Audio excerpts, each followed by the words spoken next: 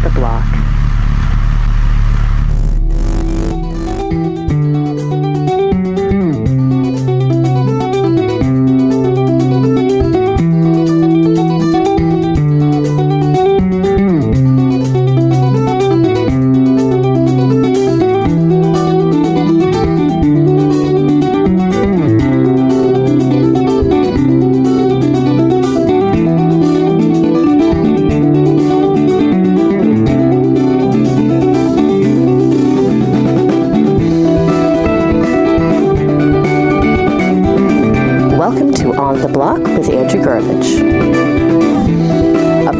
About authentic people doing beautiful things.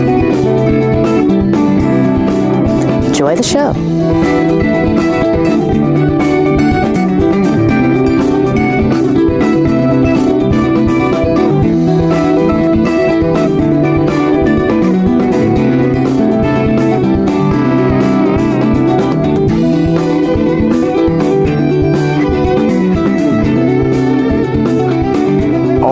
Ladies and gentlemen, welcome to the program. This is your host, Andy Gervich. Thank you for joining us here at On the Block Radio for what is the very first episode of 2017. Some big changes coming to the program that I will get into more in a minute here. Boy, how many of your show of hands are thankful to be out of 2016, huh? What a tumultuous year. I've said before that I think that is this generation's 1968.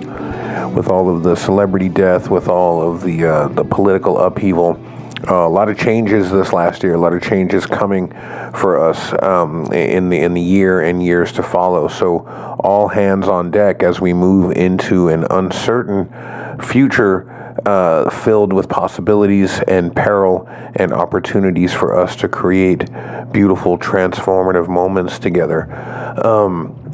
A couple things to get into before we get into the guest for this week. I'm going to play a piece of music for you at the end of this intro that is from a friend of the show, Michael Johnson, his band Forbidden Gecko Love. A cool, groovy song they just wrote called Fare Thee Well. That is kind of our goodbye to 2016 and to all of the people we lost this last year. Personally, collectively, a lot of loss this past year in 2016. A lot of people that I know lost people they love. We all lost people like Prince, David Bowie, Carrie Fisher, George Michael. You all know the list. And I really do think this is an opportunity for us to take stock, to suffer and grieve the loss of the people we knew and of the people we felt like we knew because we knew their art. And then come together and start building new associations, start building new art collectives, start making new mythologies and creating a set of transformative experiences for one another to lead into the generations that follow. We have a lot on the table, that's ahead of us, folks, and we need everyone making art, collectively working together to make the world a better place. And now more than ever, we need each other. And as the heroes of yesteryear continue to fall, we need to replace them with one another. And instead of looking to the stars and looking to celebrities, especially of yesteryear, to be our guide forward, we maybe need to start thinking about being that guide ourselves and being it for one another. So the song coming up in a minute, Fare Thee Well, first, I think it's just a beautiful song. And secondly, I think it captures the sentiment of the moment of kind of where we are at the end of 2016, going into 2017, saying goodbye to the loves that we knew before, but opening ourselves up for the possibility of growing from that experience and growing into a love that is more immediate, more complex, and more raw and authentic as a representation of who and what we are at this time in this space in the cosmos. Our guest this week is Dr. Rick Strassman. We've been excited to get Rick on the program for a while. Many of you know Rick's work, Dr. Strassman's work from DMT, The Spirit Molecule, both the book and the film that was narrated based on the book by Joe Rogan, actually. I think it's on Netflix if you want to check it out. Been doing amazing work in community mental health, clinical psychopharmacology, And he was the first person several years ago, as most of you know, that the U.S. government approved and gave funding for to do clinical research with psychedelic drugs. He did a lot of his work with DMT. Founder of the Cottonwood Research Foundation, and lately has been doing really fascinating work with looking at DMT, his new book, and the Soul of Prophecy, connecting the DMT experience specifically to the Judaic prophetic experience in the Hebrew Bible. Those of you that listen to this show and listen to other podcasts know that in terms of the drug experience, in terms of the use of psychedelics, not only in healing capacities, but recreational capacities, this stuff is considered on other podcasts that are out there. And I think there's some folks doing amazing work on this. I think the triumvirate of Chris Ryan, Duncan Trussell, Joe Rogan, I think these guys cover this ground fairly substantially. I just spoke with Zach Leary recently, and Zach is going to be running a podcast coming up, as he's mentioned on his social media page, for the Map Spokes and working with Rick Doblin, doing a show about all the work they're doing over there. So I feel like the ground has been covered pretty well in terms of interviewing folks that are doing this groundbreaking work in the study of psychedelics and human consciousness. The place where I think this show can maybe add a little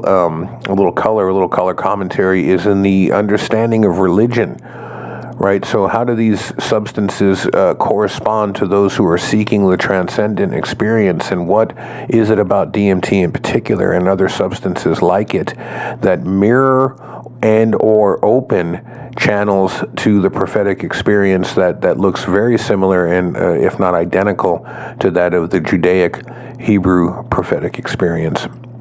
And so Rick has been sort of pursuing that work further and further as the years have gone on, moving away from the sort of drug study itself and into these other kinds of spiritual capacities. And that's where I think our show is interested in the work that he's doing. Not that we're not interested in the physical, materialist understanding of how these substances affect the human mind, but as I said, I think there are other programs that are already diving into that pretty substantially. Our conversation starts with kind of going over the work and the research that Rick did in New Mexico with DMT and with subjects, but then moves pretty quickly into this esoteric and kind of spiritual space.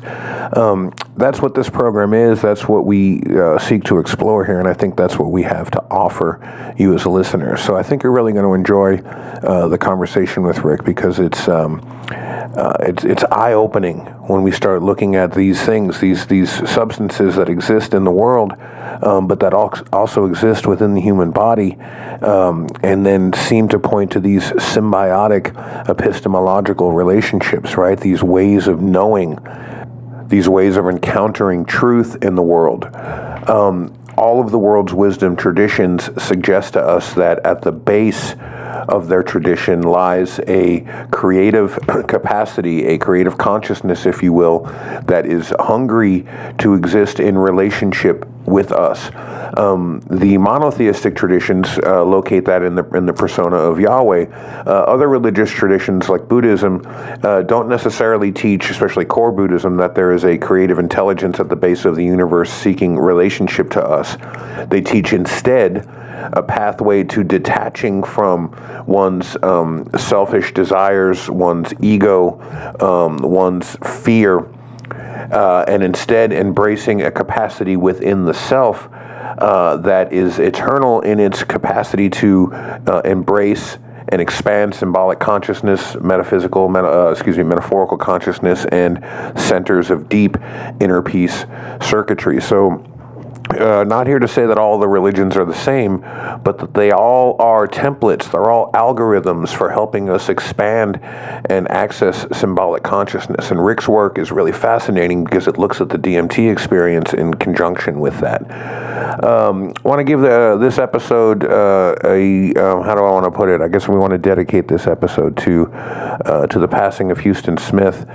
He was 97 years old, and so it's not a tragic loss, but it still is kind of a stinging one.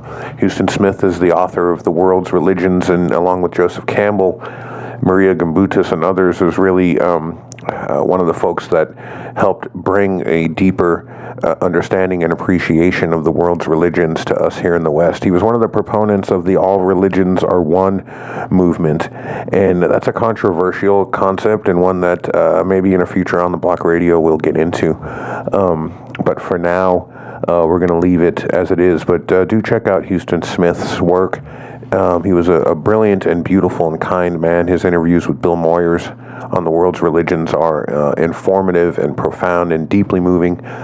We dedicate this show to him and to all of you psychonauts out there who are doing whatever you can to go deep into the self, to go past the world of appearances and connect with a larger, more meaningful, more beautiful and compassionate frame with which to understand your place in the world and your connection to it and to one another, and indeed our responsibility to one another. Okay, so Rick Strassman will be up here in a minute. I just want to say one more thing before we go to break. On the Block Radio, as we go into 217, is experiencing a bit of a change. We are going to be moving drastically from a weekly show to a monthly show for the time being. The show will launch a new episode on the first Sunday of every month.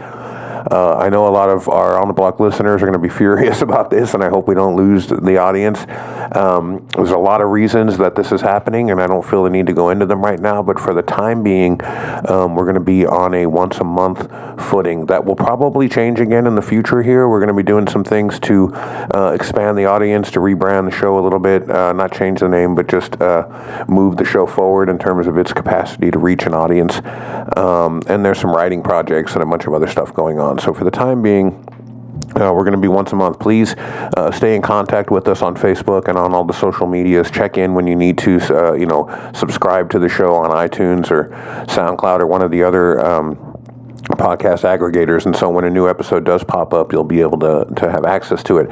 We'll probably be doing special episodes from time to time, and we'll just post those as we do them. And so we might be more than once a month, but that's what our commitment is for the time being. Let us know what you think. Give us feedback.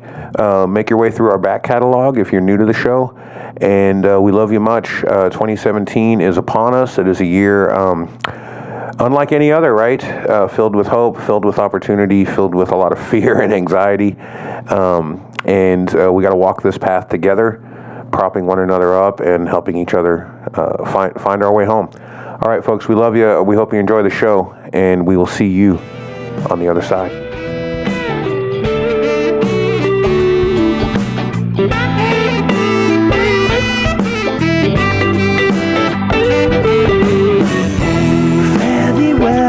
Fare thee well, go to your heart I swoon.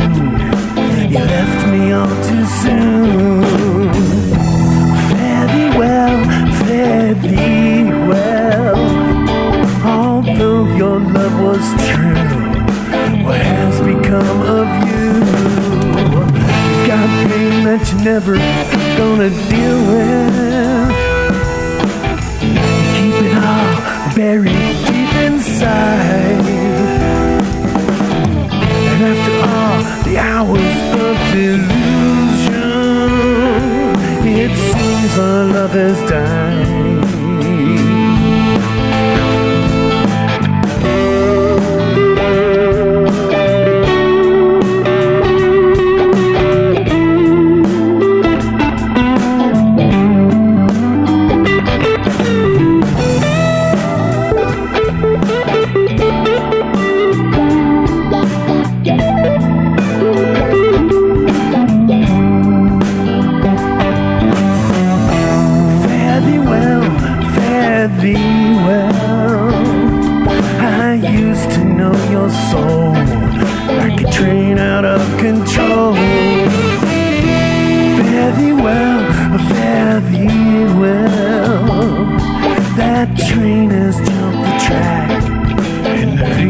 Coming back after all the love songs written for you,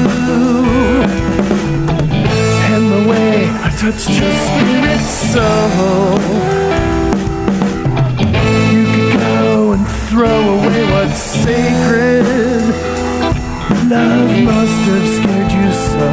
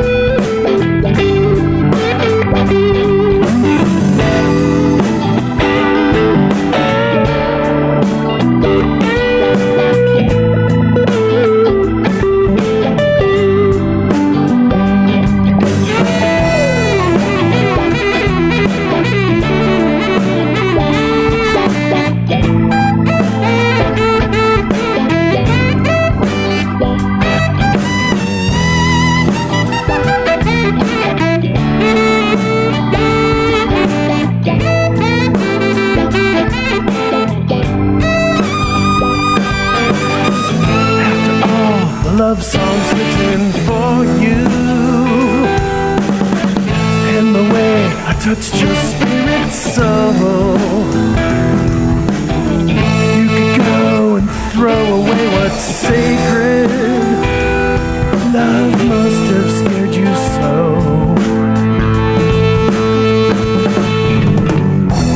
Fare thee well, fare thee well. Our love is at an end, and yet you want to call me friend. Fare thee well, fare thee well. Can friendship so obscure grow from a love so pure? Though I want to stop here and embrace you, seem to burn those bridges to the ground. And as I tread across the smoldering ashes, is friendship what we found?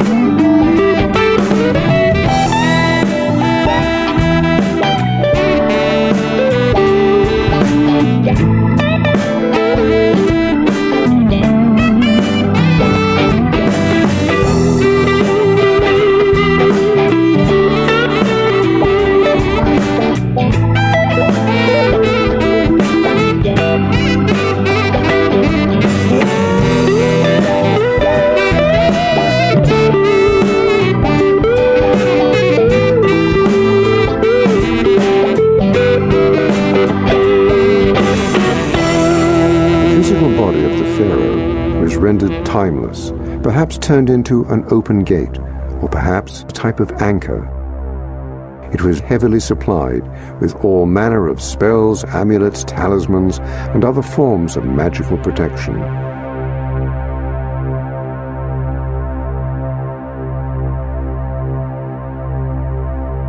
The strange practice of mummification still holds many mysteries. Why were some organs carefully preserved while the brain was scooped out and discarded? An unexpected insight into this question can be found in the work of Dr. Rick Strassman. His pioneering work has raised some very important questions about the pineal gland and its interaction with a strange hallucinogenic chemical known as DMT. Could the interaction of these two components be the seat of consciousness? Could it in fact be the gate through which we enter and leave each new life?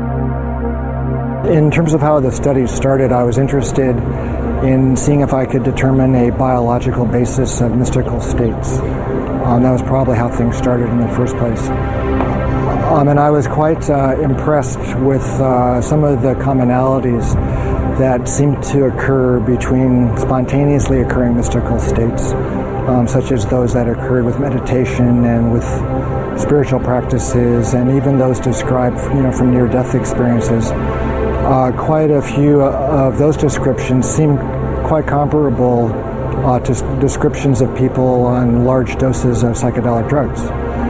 And so I started to think about the possibility of some kind of compound in the brain with psychedelic properties that could be underlying some of these spontaneous experiences. I began becoming interested in the pineal gland as a possible source of some kind of psychedelic chemical in the brain. It's an extremely mysterious organ. It's quite small. There seemed to be some kind of a kind of visual correspondence with light and with color in the pineal. And also it has quite a long history in the context of the mystical literature. It's been described as the third eye and as the crown chakra, those kinds of things. And it's spoken of as being activated when people attain quite high mystical states. And so one of the interesting aspects of pineal development also is that it appears in the human embryo at around 49 days of gestation. And 49 days is also the time that the Tibetans believe is required for one soul to incarnate onto the next. So that was a pretty interesting, coincidence. At the time of the differentiation of the fetus into either male or female, that also occurs at that 49-day period. And so I was struck with this interesting kind of temporal, correspondence. And so as time went on, I started, looking into some of the chemistry of the pineal gland. And it seemed as if it was capable of making a compound called DMT. DMT stands for dimethyltryptamine. It's like a chemical cousin of serotonin. And it's quite a profound hallucinogenic type of chemical. It seemed as if the pineal contained all of the precursors and all the enzymes and all of the building blocks that would be required to make DMT. So I started speculating about perhaps there was DMT released in the pineal gland and stimulating the brain under extraordinary states, either through spontaneous mystical states, the time of death, or at times close to death. And also I started speculating that perhaps it was stimulated at the time of birth as well. The pineal gland is extremely well protected from stress, but you can stress the pineal gland if the stress is great enough. Pineal's protective mechanism can be overridden. And so obviously the most stressful time in a person's life is at the time of death. The stress hormones like adrenaline and endorphins are at extraordinarily high levels at the time of death. And so that could, possibly stimulate the formation and the release of DMT from the pineal gland at that time. And so you can, conceive of an individual's consciousness at the time of death being exposed to this big flash of DMT. And so the last thing that one is conscious of in the body is the release of this huge amount of this incredible psychedelic compound.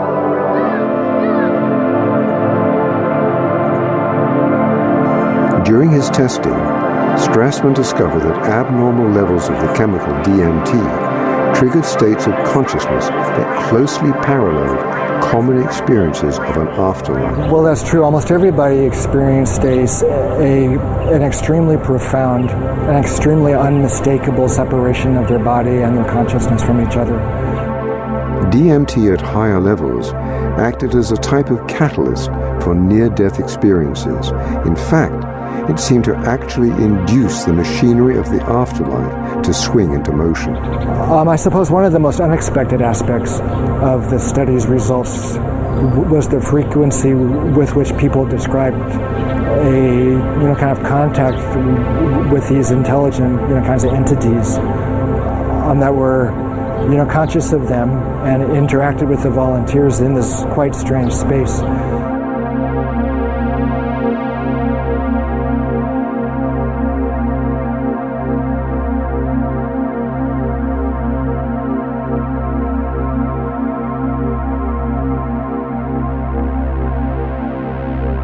So these entities were both helpful and, kind of malevolent as well. Some of the helpers were kind of angelic, while other of these entities were kind of malignant and threatening. And actually a handful of the volunteers experienced, some traumatic encounters with these entities.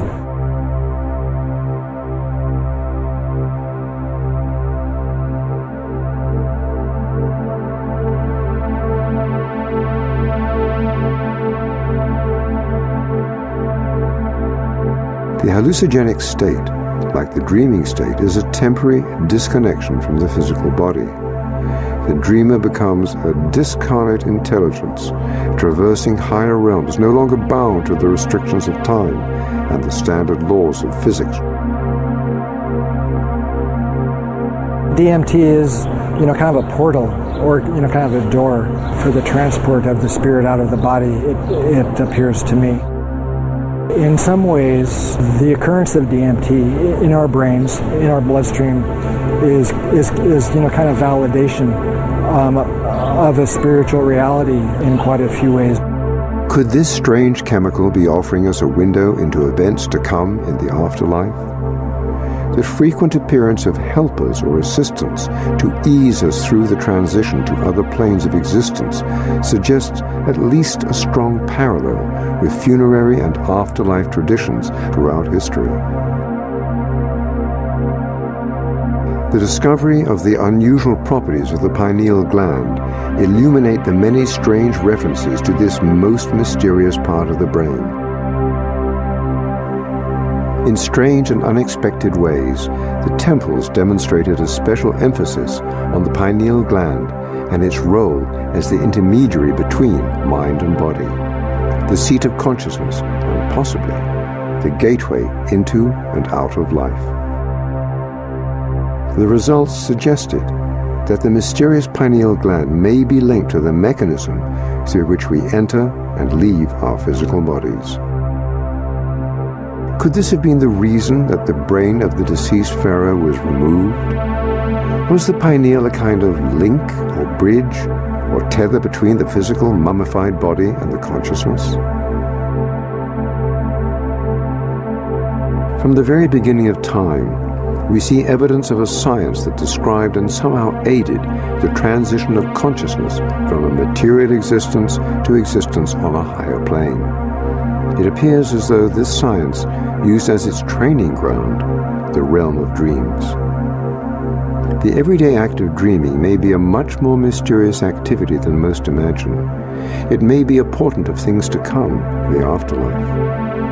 The strange state of consciousness that one achieves during lucid dreaming might be the secret ability that opens doors in the afterlife.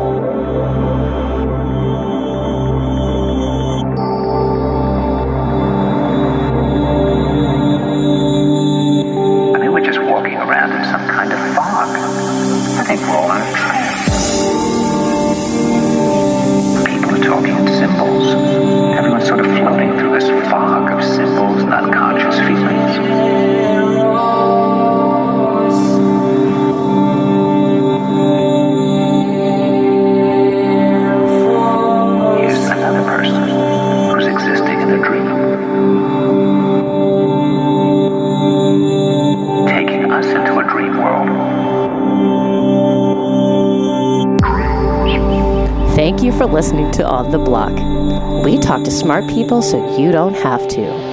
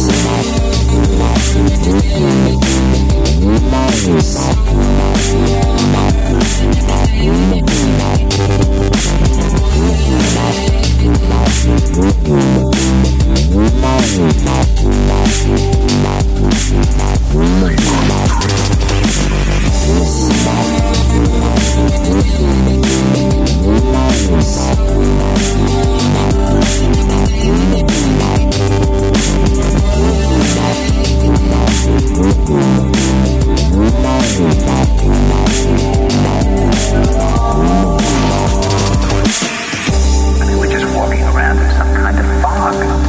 I think we're all in a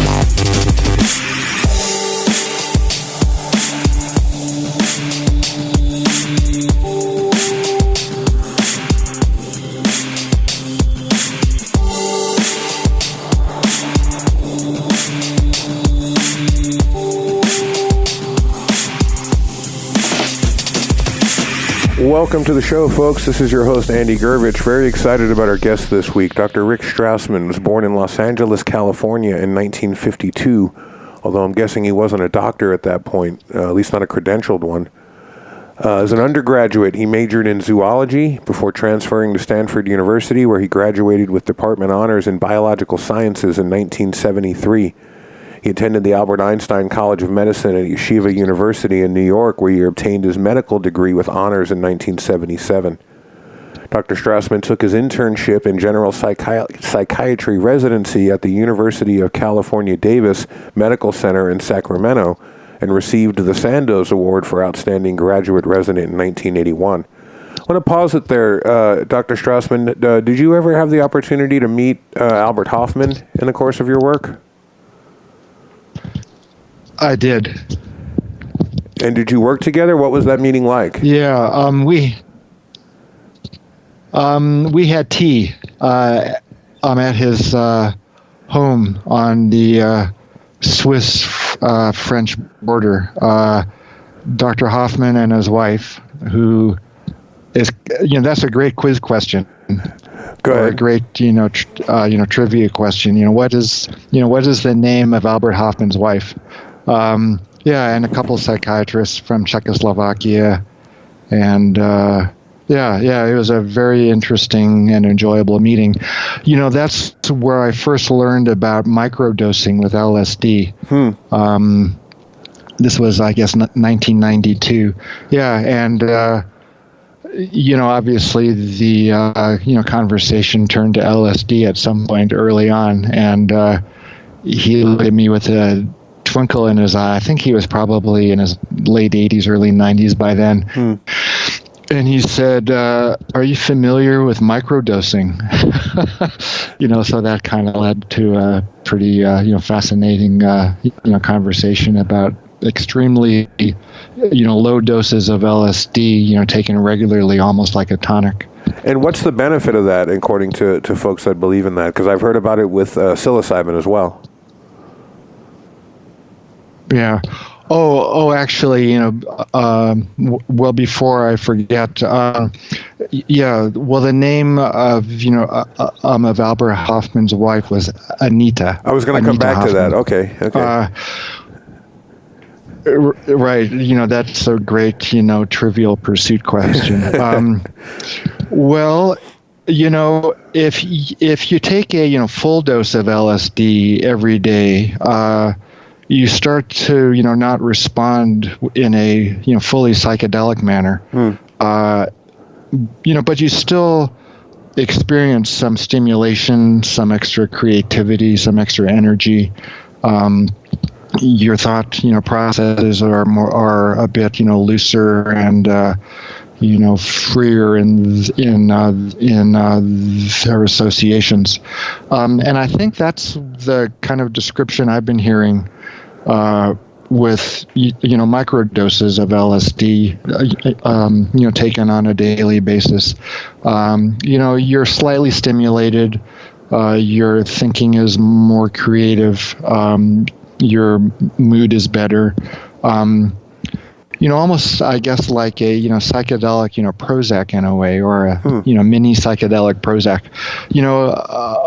If it weren't for LSD, there wouldn't have ever been the discovery or, the invention of, Prozac, because of the, breakthroughs in, serotonin physiology that resulted from studying LSD in lower animals. And as a result, a whole new serotonin, reuptake blocking antidepressants were developed.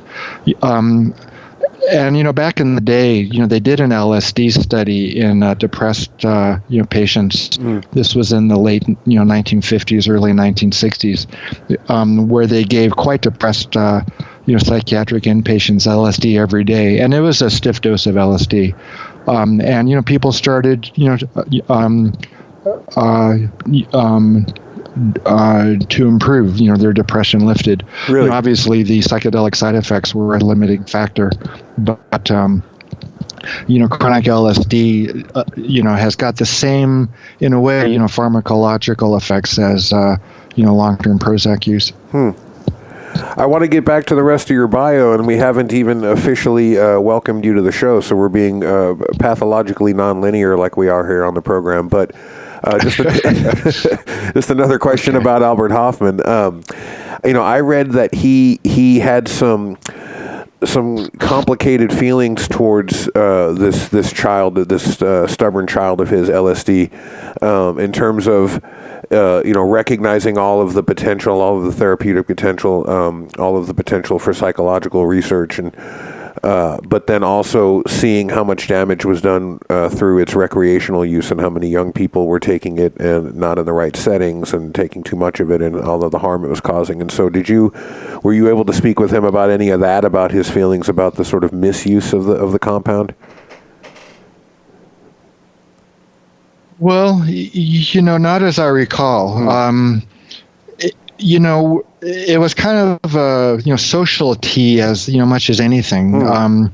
His chateau or his estate in Switzerland was quite beautiful. He was quite proud of it, and he showed us around his single lane swimming pool or swimming lane, his study, his garden. So in some ways we had to steer the conversation towards psychedelics. Like I was doing my DMT study at the time, or I had just completed the first study. So we did speak about that some, but mostly it was just kind of pleasant. We exchanged stories about our backgrounds, where we grew up, what kind of things interested us. He spends a lot of time, describing his mixed, feelings about the, fate of LSD in his book. I think it's called LSD, My Problem Child. Yes. And that kind of, hinges on the the age-old question of who should take LSD. Is it a drug for the elite, or is it an egalitarian phenomena? And Tim Leary and Ken Kesey were of the school of anything goes, anybody ought to be able to take it who wants to, as compared to the Huxley Hoffman demographic, who are more, keen on, the rich getting richer, as it were. The academics, philosophers, religious leaders, should be the ones, who ought to be able to take it and would benefit the most. I think I know where you're going to fall on this, but where do you fall on that continuum? Well, I think I have, foot in both of the camps, really. I mean, look at all of, the good that, came from uncontrolled use of LSD by kids in the 60s and the 70s and, continuing even today, because, people are, more educated about, dose and, set and setting. Sure. A lot of people would never have, taken LSD. If it hadn't been, for, the Leary and, Kesey contingent, and, a lot of creativity wouldn't have evolved and become actualized. On the other hand, there were plenty of LSD casualties, during that time, because of the huge doses people were taking in combination with other drugs and alcohol in unstable people with like a history of mental problems or, family history of mental problems. At the same time, the elites aren't always with everybody's, best interest at heart. True. Even Albert Hofmann used to take LSD with Ernst Jünger. I'm not sure if you know about Ernst Jünger, but he was a German who fought in World War I and was really quite a nationalist. He wrote a book called Iron and Blood, I think, or Iron and Steel, or Blood and Steel. Some really a hardcore German fascistic book. And if you read, and he's still kind of a poster child of the neo-Nazis in a lot of ways. Wow. Ernst Jünger, and and Ernst Jünger and Albert Hofmann used to take LSD together, and Albert Hofmann, was just crazy about Ernst Jünger, and it was like his, dream come true to trip with this guy. Wow. So I mean, God only knows what they talked about and what kind of insights may have come to them during those Swiss LSD sessions. So it isn't I think an especially clear-cut conclusion one way or the other. That's fascinating. Well, the main thing is, just to be educated, to know what you're taking and, to clarify your intent and to optimize, the set and the setting. And then just, kind of, have, and, to be, to be prepared, for whatever comes your way, to have contingency, plans and, the proper, circumstances. Yeah. So, like Aldous Huxley, used to say, everything can be abused. Yeah. So, you just, have to do your best.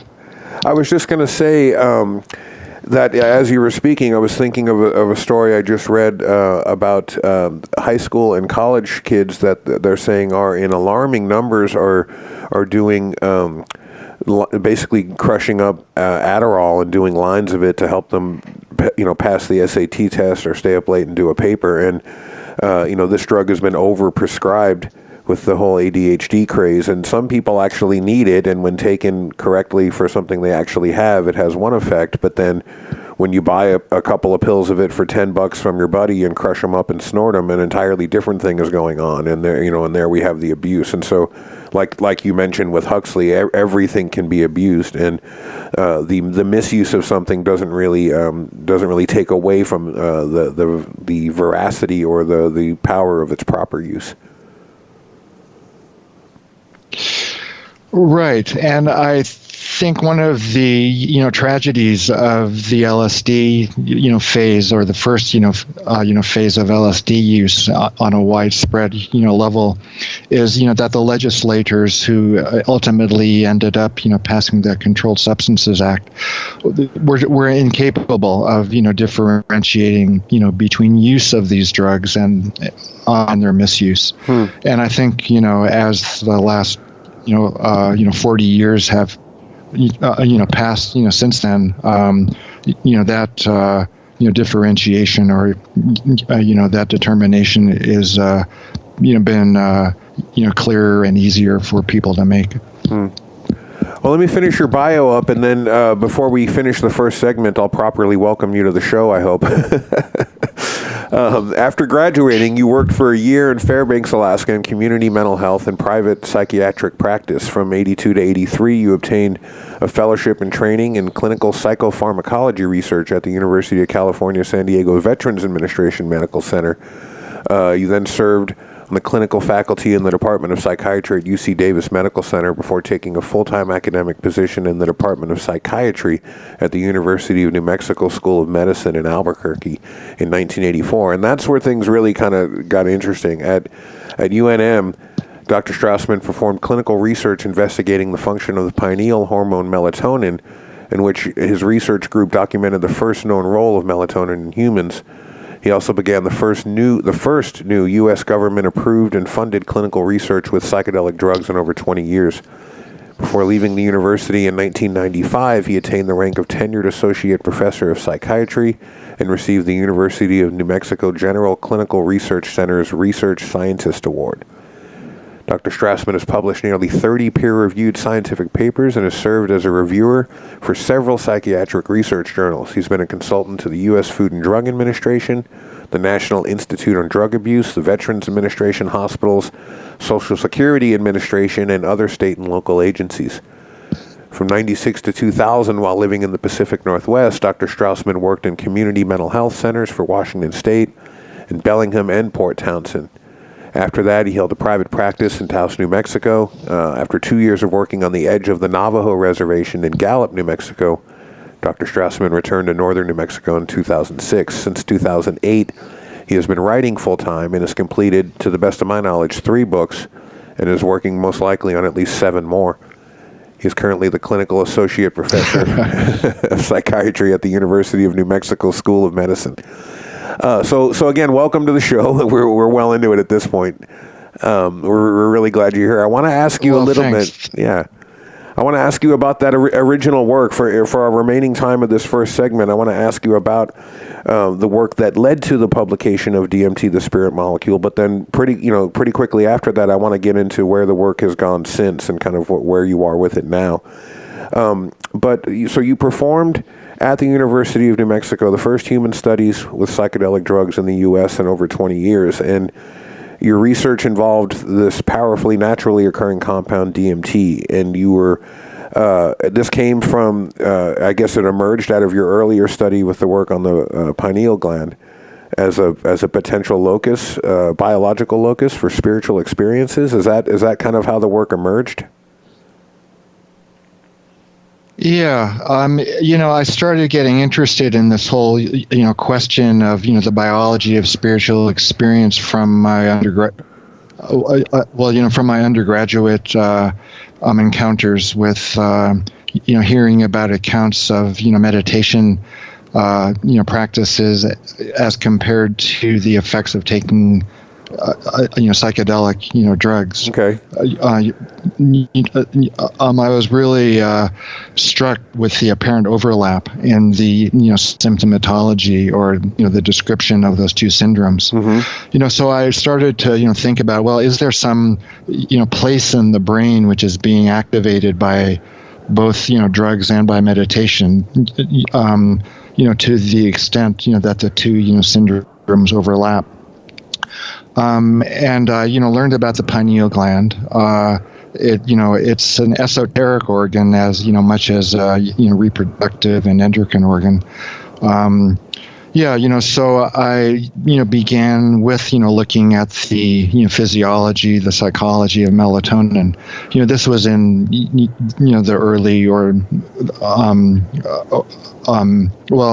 so this was in the early and the middle 1980s. Okay. And there wasn't, very much, known about, melatonin in humans at the time. There were some, preliminary data, suggesting that, melatonin was involved in dreams, psychosis. If you gave large enough, doses, it was psychedelic. We developed a, model of, completely suppressing nighttime melatonin and then giving it back and, determining its effects. Yeah, and it, just, turned out that, melatonin psychologically anyway was only sedating. And by that time, I had learned about DMT, which is also a naturally occurring compound in the human body, and there was no question about DMT being psychedelic. It had been studied in Europe and in the U.S. for a number of years, during the first wave of clinical research with these drugs, and it had also been established, to be made in the human body. So by the time I completed the melatonin work, I had learned about DMT, and because melatonin wasn't especially psychoactive, I then switched my research interest to looking at the effects of DMT. And the research when you started doing that research, if I'm correct, you had approximately 60 volunteers, and between 1990 and 95, you administered several hundred doses of DMT to them, and then studied the results. And the chronicle of that and the outcome of that, your results, is in the book DMT, the Spirit Molecule. So which is now in its 15th printing, I guess. And so for our audience members who want to follow that research and what you found there, they can go get that book if they don't already have it. But just to sort of, in a nutshell, I just had a couple of questions about it before we move on. And the first one is, how did the clearance for this research come about, both at the university and with the federal government? So that story, occupies an entire, chapter of its own in the DMT book. Sure. And I ultimately, and I ultimately, describe it as a, Kafkaesque experience. The bureaucracy was incredibly, dense and interwoven like a, thicket, beating through the bush.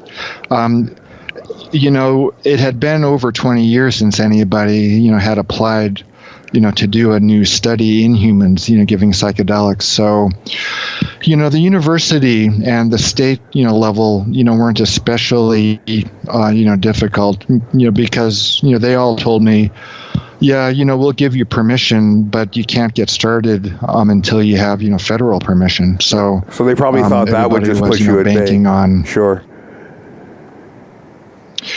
The real, clincher, were the two, federal agencies, the FDA and the DEA. Sure. Yeah, so there were a couple of main, hang-ups which occupied most of that, 2 years. One was to, find, somebody to make the DMT for me, who the FDA approved and, who the DEA approved. And so that person, turned out to be Dave Nichols from Purdue University, who made it in his laboratory. And the other issue was, just to get the DEA and, the FDA to speak to each other. There were plenty of, lower animal studies occurring with Schedule I compounds in those intervening 20 years, but there weren't any human studies. So if you were interested in, doing animal studies with a Schedule I compound like LSD or DMT, all you had to do was get permission from the DEA. You didn't have to, go through FDA, which is, more responsible for human work. And if you were interested in, doing experimental, drug research in humans, you just went through the FDA. If it weren't a scheduled compound, you didn't have to go through the DEA. So a Schedule I compound study in humans was a completely novel, thing. And to get the DEA to speak with the with the FDA, it took a long time. But, once I was able to open up some channels of communication between those two agencies, then, things obviously, started to work a lot more smoothly. And, I got permission around November of 1990 was the first, dose of DMT we gave around Thanksgiving. And again, if folks, the listeners that aren't familiar with this work and this story, I highly recommend they go pick up a copy of DMT, the Spirit Molecule. I want to move off of it because when you and I spoke about this interview, we talked about trying to spend most of our time on where you are now with this work. I'll just ask you this about it because I think it leads into my next question about your next book, Inner Paths to Outer Space, and that's that of all the things that came from this research, and again, listeners that want to follow it should pick the book up, DMT, the Spirit Molecule, if they don't already have it. But of all the things that came out of it, it was really this notion regarding the experience people were having with contact with quote-unquote beings, interdimensional or however we want to name it, that people over and over again were communicating a very real sense of having communication with beings external to themselves. And, I know from personal experience that it's an order of experience quite different than anything that has happened with mushrooms or LSD, because anytime that I'd taken those two things back when I was younger, I don't really anymore. Any of the hallucinations I was having, I always was keenly aware that they were happening inside of me, that this was just a perceptual thing that was happening as a result of my being on the drug at the moment. But on DMT, the sense was very much that these things were not being projected, or that it was a manipulation of my senses or my vision, but that I was actually seeing something quote unquote out there that was separate from me, that was interacting with me. And so was that a key component of the research that sort of led to everything else you've been doing since? Well, yeah, quite. That's quite the case. I could, briefly describe what a, typical, DMT experience is like. Please. And I could highlight the specific, features which, led me to my current area of interest. That would be great. Which is, the prophetic experience as articulated in the Hebrew Bible. Well, on the street, people smoke DMT. They vaporize the freebase and inhale it.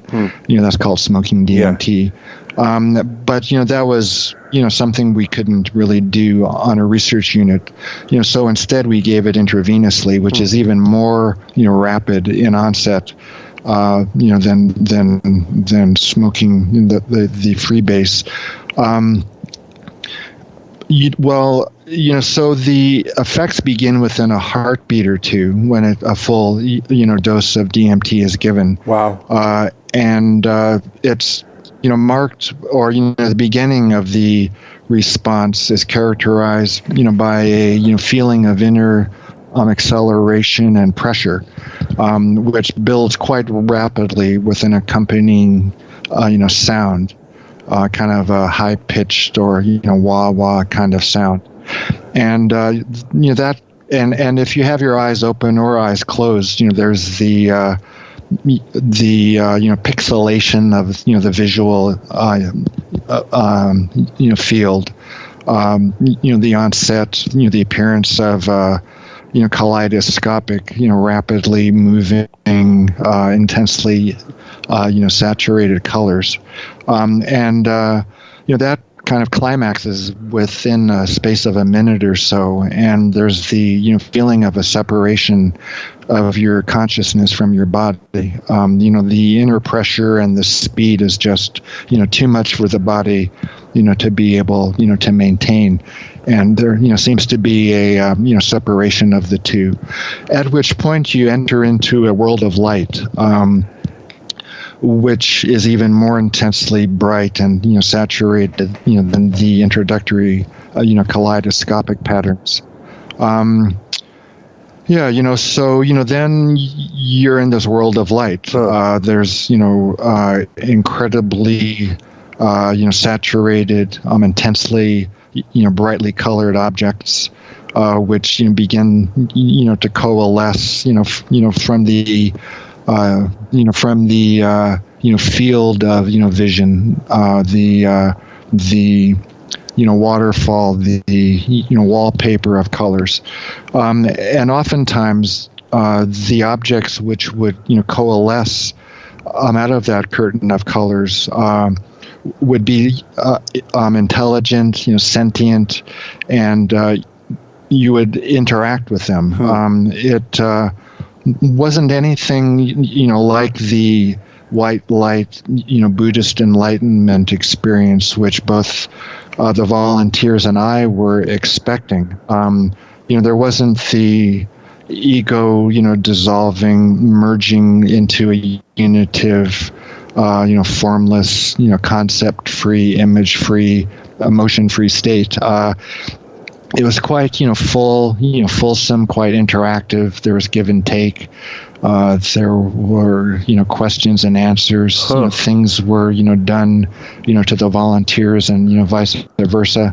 And even if, there weren't, discreetly recognizable objects which, contained that, sentience and power and will, there would still, be the, presence that kind of intelligence, suffusing the experience. So that was completely unexpected. Despite, my interviewing nearly 20 people, before I began the study in order, to get a, sense of what to expect, I was still surprised. The volunteers were still surprised, that the effects weren't anything like what we expected, which, were the, Buddhist enlightenment, unitive white light kind of experience. Sure. I'm also of another, finding, which was, kind of, contrary, to my to my expectations and the volunteers' expectations, was that, sense of reality, that you were just describing. It was not a, drug-induced hallucination. It was, the revelation of another, layer of reality, which was just a heartbeat or two away. And, the models that I had brought to bear on this study, they all, basically, posited the unreality of the state, either the, psychoanalytic model, the Buddhist model, the psychopharmacology model. They all, would view the, DMT experience as, something other than what it seemed to be. Sure. Which was, as you described, the entrance into a completely freestanding, externally objective, level of reality. Wow. So I had to contend with that, because if I evinced any skepticism in my interviewing the volunteers after they returned from that state, they started closing down because they didn't, feel I was, taking their reports at face value. Unbelievable. So I kind of performed a, thought experiment. Yeah, so I had to, perform a thought experiment, as it were, and say, okay, this is what they're saying, and they're saying it's real. And if I'm saying, well, it's just a projection, or it's your brain, or it's the expression of unconscious impulses or conflicts, then, people, kind of close down. So I said, okay, if these people are, telling me it's real, I'll just accept it as real, and we'll take it from there. And after I've got some, time, I'll start to, look at ways in which, that could possibly be the case. And, once I started, to accept the reports at, face value, then, things, kind of settled down again. And, volunteers were more comfortable in expressing, some of the more interesting aspects of what they had just undergone. That's remarkable. We're going to go to a break here, and when we come back, I want to ask you just a little bit about the book Inner Paths to Outer Space, because I see that as a kind of interesting bridge between the research you were doing at UNM and then what comes next. And we'll finish our conversation by spending the rest of our time talking about this has been the appetizer, and the meat is coming excuse me, for our listeners when we get into your work with prophetic states of consciousness in the Hebrew Bible. And so we'll get to that in a minute. What you were just talking about reminds me a little bit of Jeremy Narby's premise in The Cosmic Serpent, when he talks about working with indigenous peoples in the Amazon basin, and he talks about when asked how they were able to come up with this fairly complicated bit of chemistry to create the ayahuasca compound, both from the plant that gives them the DMT plus the other that gives them the MAO inhibitor to allow it to take effect. They said the plants told them how to do this, and of course, a sort of Western rationalist, materialist approach says that this isn't possible. Plants don't talk. We don't communicate with plants, and so there must be some other rational explanation. And what Narby did in The Cosmic Serpent was just, as an anthropologist and as a scientist, just took them at their word, just as a thought experiment, just to see where the research would lead if we began with the premise that they were actually telling the truth. How might that have occurred if the plant communicated this to people? And it's a fascinating read, and what he says is that the best, barring another explanation that actually explains the phenomena better, that it's kind of incumbent on you to accept the explanation that actually fits the criteria, that fits the phenomena you're trying to explain, until a better one can manifest somehow. And so I think that's what you're doing in that situation, right? Is that you're sort of matching your response to the data, as opposed to trying to make the data fit your preconceived ideas on what is or is not possible. Yeah, I think that's the case, both with myself and with, Jeremy. It's both, kind of going native, as it were, from a different, perspective, but still, kind of, taking your respondents', words at face, value. Well, some people have accused me of, not, following Occam's razor when, speculating about, the reality, bases of, people's descriptions, but I think on the contrary, I am following Occam's razor. If people are telling me this is real, then it's incumbent upon me to understand how that could be the case, rather than explaining it away as something else. People do, I'll say this quickly and then we'll go to break. People normally, I feel misquote or misappropriate Occam's razor. They only talk about half of it. They say the simplest explanation is the best, and that's not my understanding of it. My understanding of it is it's the simplest explanation that actually most completely explains the phenomena you're looking at. Right, because anybody can come up with an overly simplistic explanation to something, but if it doesn't really explain the phenomena, then you haven't really achieved anything scientific. Right. Yeah, that's a good point to make. All right, folks, you are listening to On the Block Radio. We're going to go to break, and we'll be back right after these words. Our guest is Dr. Rick Strassman, author of DMT and the Soul of Prophecy, Inner Paths to Outer Space, and in its 15th printing, the wildly famous DMT, the Spirit Molecule. This is your host, Andy Gurvich, and we will be back after these words.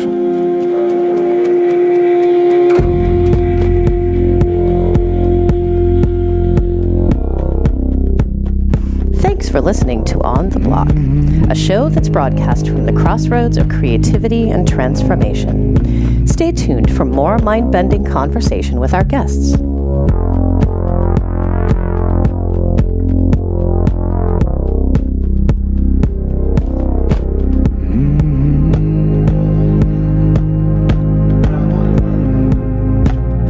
Yeah, if you think of the entity or the contact experience along a continuum, I think it's reasonable to consider one end of the spectrum as a pure consciousness to consciousness kind of contact.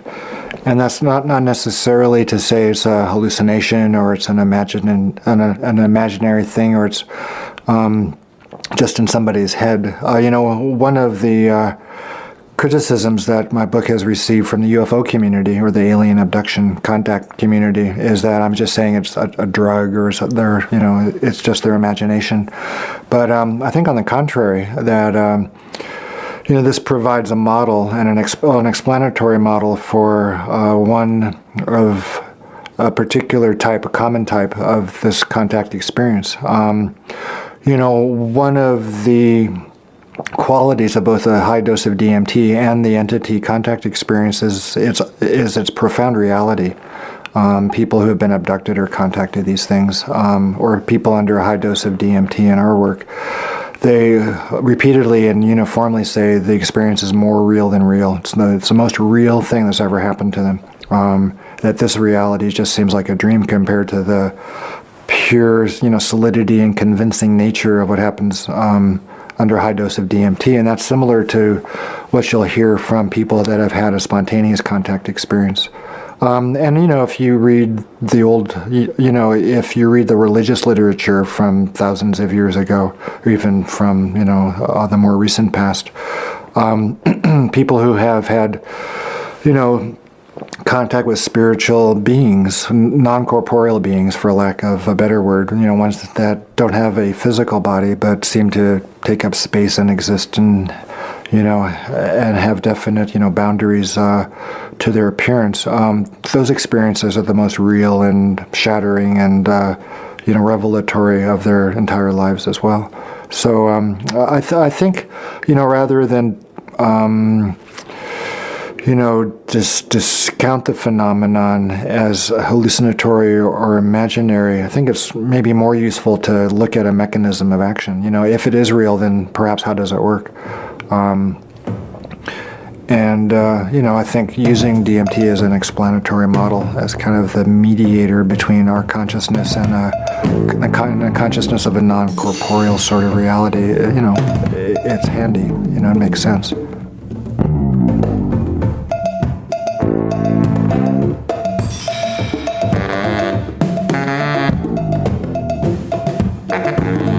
Hi, I'm Douglas Rushkoff, author of Throwing Rocks at the Google Bus, and you're listening to On the Block Radio.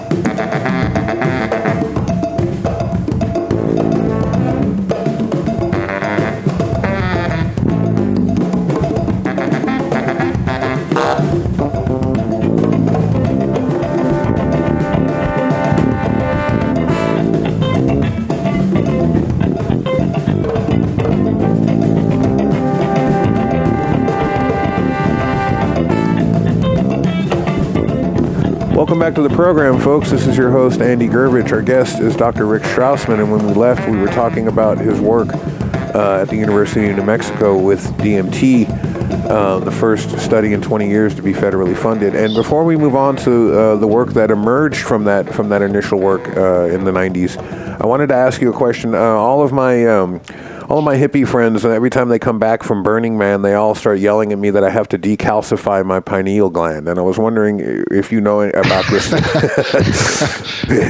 phase and what this is and if I need to do it and how. What's going on with that? What's going on with decalcifying your pineal? Well, I can't really, call myself the world's expert on the pineal anymore. Okay. And, certainly, not regarding calcification and ways to, decalcify it. But, what I understand anyway, when I was, more current with the pineal is, that the pineal gland calcifies increasingly as animals age.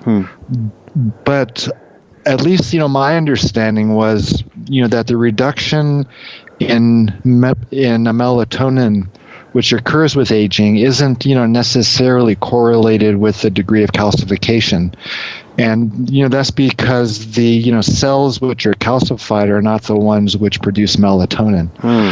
So that's, one thing. Pineal activity, falls, at least if you're, looking at, melatonin as an index of pineal activity as we age, and the pineal gland, calcifies as we age. But, whether or not, those are related, wasn't at least, clear to me back in the day. Okay. I'm also,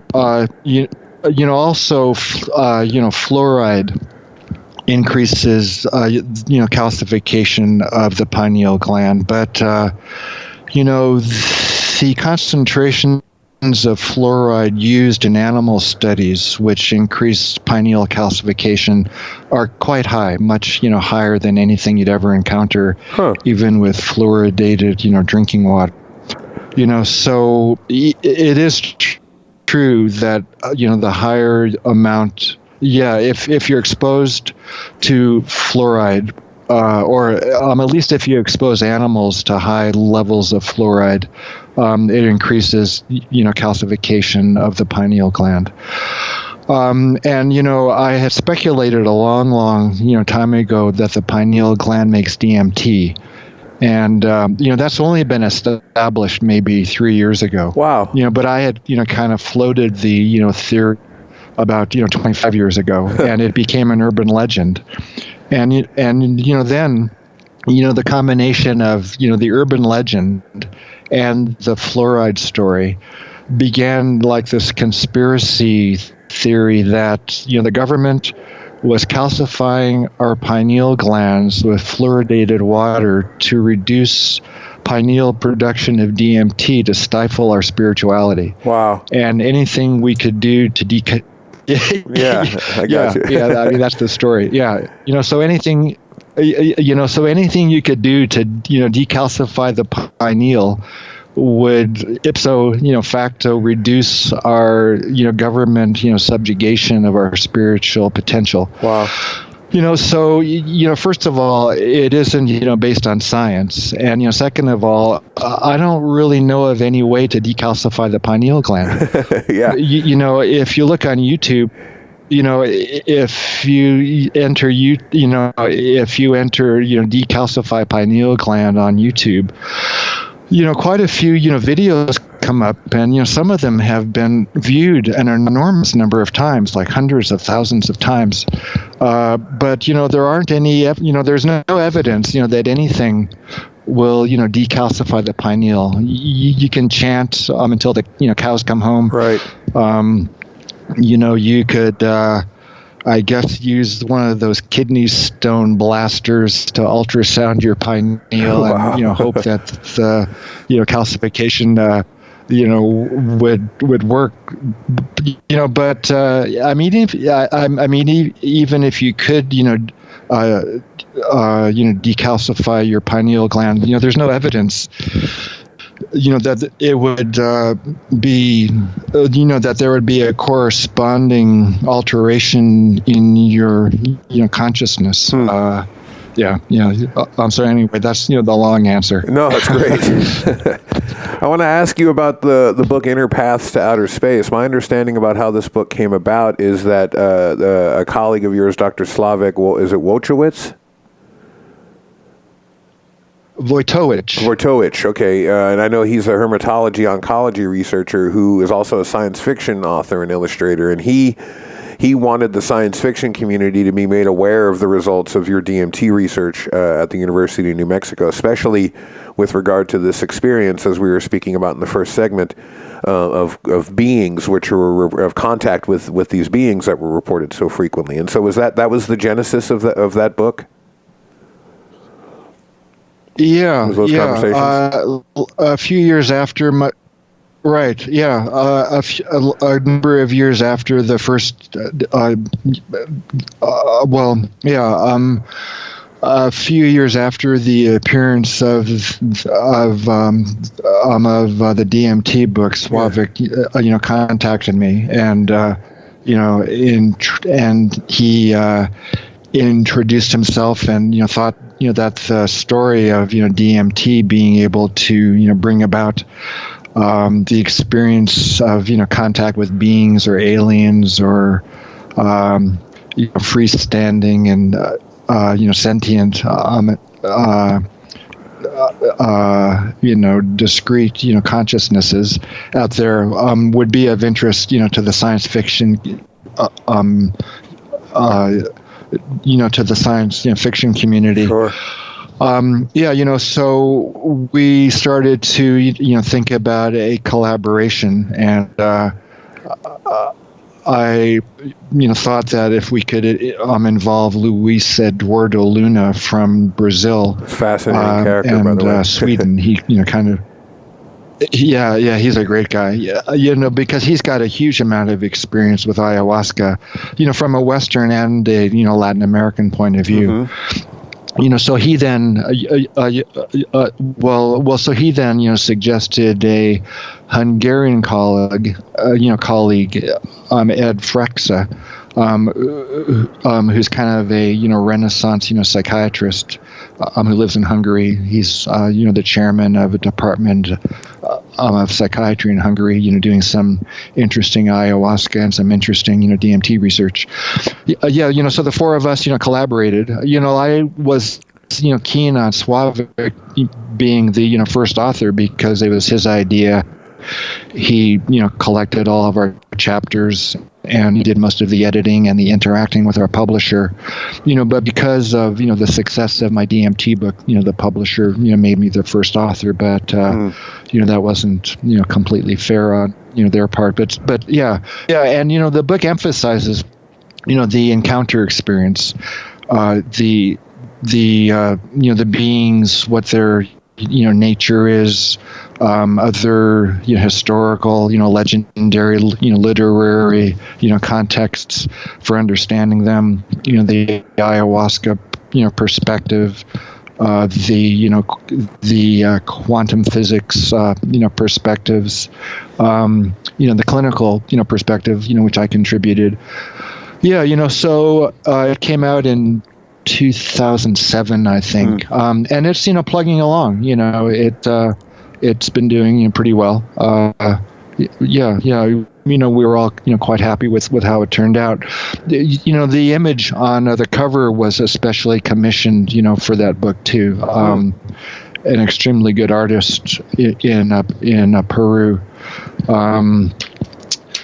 whose name I'm blocking on at the moment, but it'll come to me. His name is Andrew De Bernardi. Oh, okay. Andrew De Bernardi is the artist. Yeah, so he commissioned that paint, or we commissioned that painting from him, which turned out quite nicely as well. What's fascinating to me about the book, and so each of you contributes a few chapters, 2 to 4 chapters. And the description is that it results in a freewheeling and stimulating presentation of some of the more intriguing implications of your original DMT research in particular, and then that of the psychedelic experience in general, as you said, with these folks having some background in phenomenology, in shamanism, in quantum research, in psychiatry, and then in ayahuasca shamanism as well. I don't know if you're familiar with the philosopher Mikhail Bakhtin, but he wrote extensively about this concept of play as an academic exercise and of freeing our mind from the sort of categories of thought that have been imposed on us through orthodoxy, through systems, and this play, this kind of free-ranging thinking, allowing the mind to stay disciplined and to stay rooted in the data, as you said, bringing the clinical perspective, but then this cross-cultural perspective, this interdisciplinary perspective, this kind of, as it says, freewheeling approach that doesn't abandon the science but opens up the perceptual avenues to sort of bring in perspectives from various cultures and various fields. I find this to be a really important exercise for all of us to do.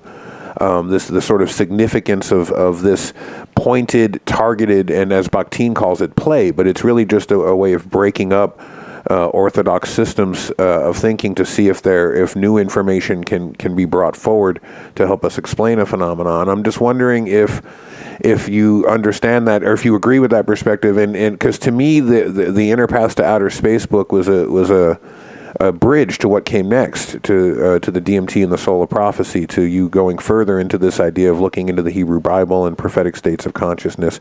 Not that you wouldn't have gone there anyway, because as you've said already in this interview, those things had been interesting to you for a very long time, and we haven't even spoken about your early life and the fact that you were at Hebrew school and stuff. And so I kind of see that you were on this trajectory anyway, but I think working with those other academics and writing that book really opened you further to consider writing and thinking about these things in quote-unquote unorthodox ways. Is that fair to say?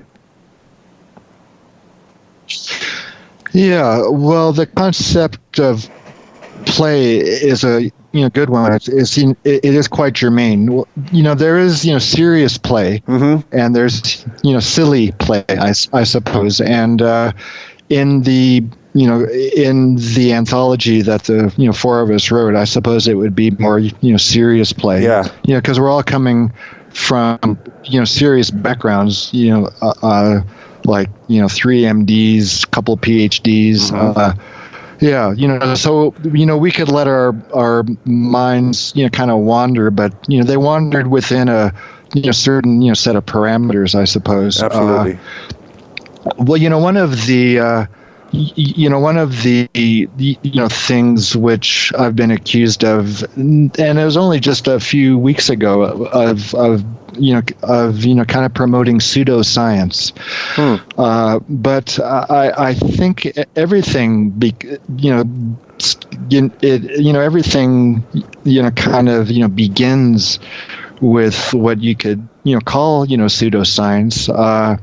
It isn't maybe objectively yet established that certain theories that you might put forth are true, but without putting those theories forth in the first place, you'll never develop or work on the research which would either establish that the theories are true, or only partly true and require some modification.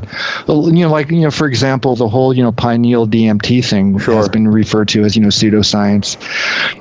But it inspired a researcher in Ann Arbor, Michigan, to look at does the living rodent pineal gland make DMT, and it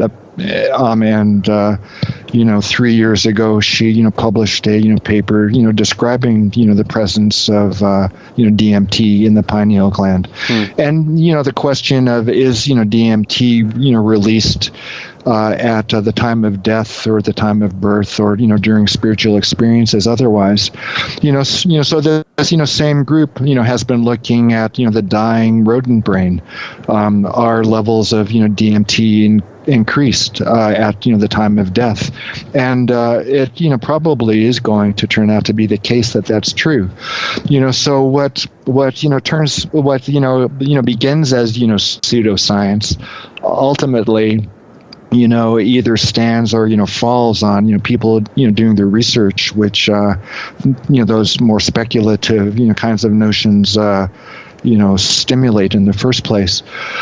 So it isn't completely off the wall. Let's get stoned and make up a bunch of ideas. It's kind of rigorously developed speculation. It's based on what is known, and it just might be a couple of steps removed from the logical next step. It might be slightly illogical, but not completely without any scientific merit.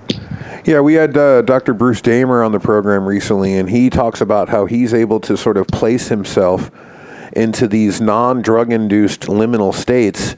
And when he's in these places, this space, he has these visions, right? And then he jots them down on a cocktail napkin or a piece of paper or whatever, and then goes to his friends who are chemists and biologists, and they try to do real science based on the things that he's encountered in these liminal spaces. And so he doesn't just have the vision and then publish it as science, right? Just because something popped into his head.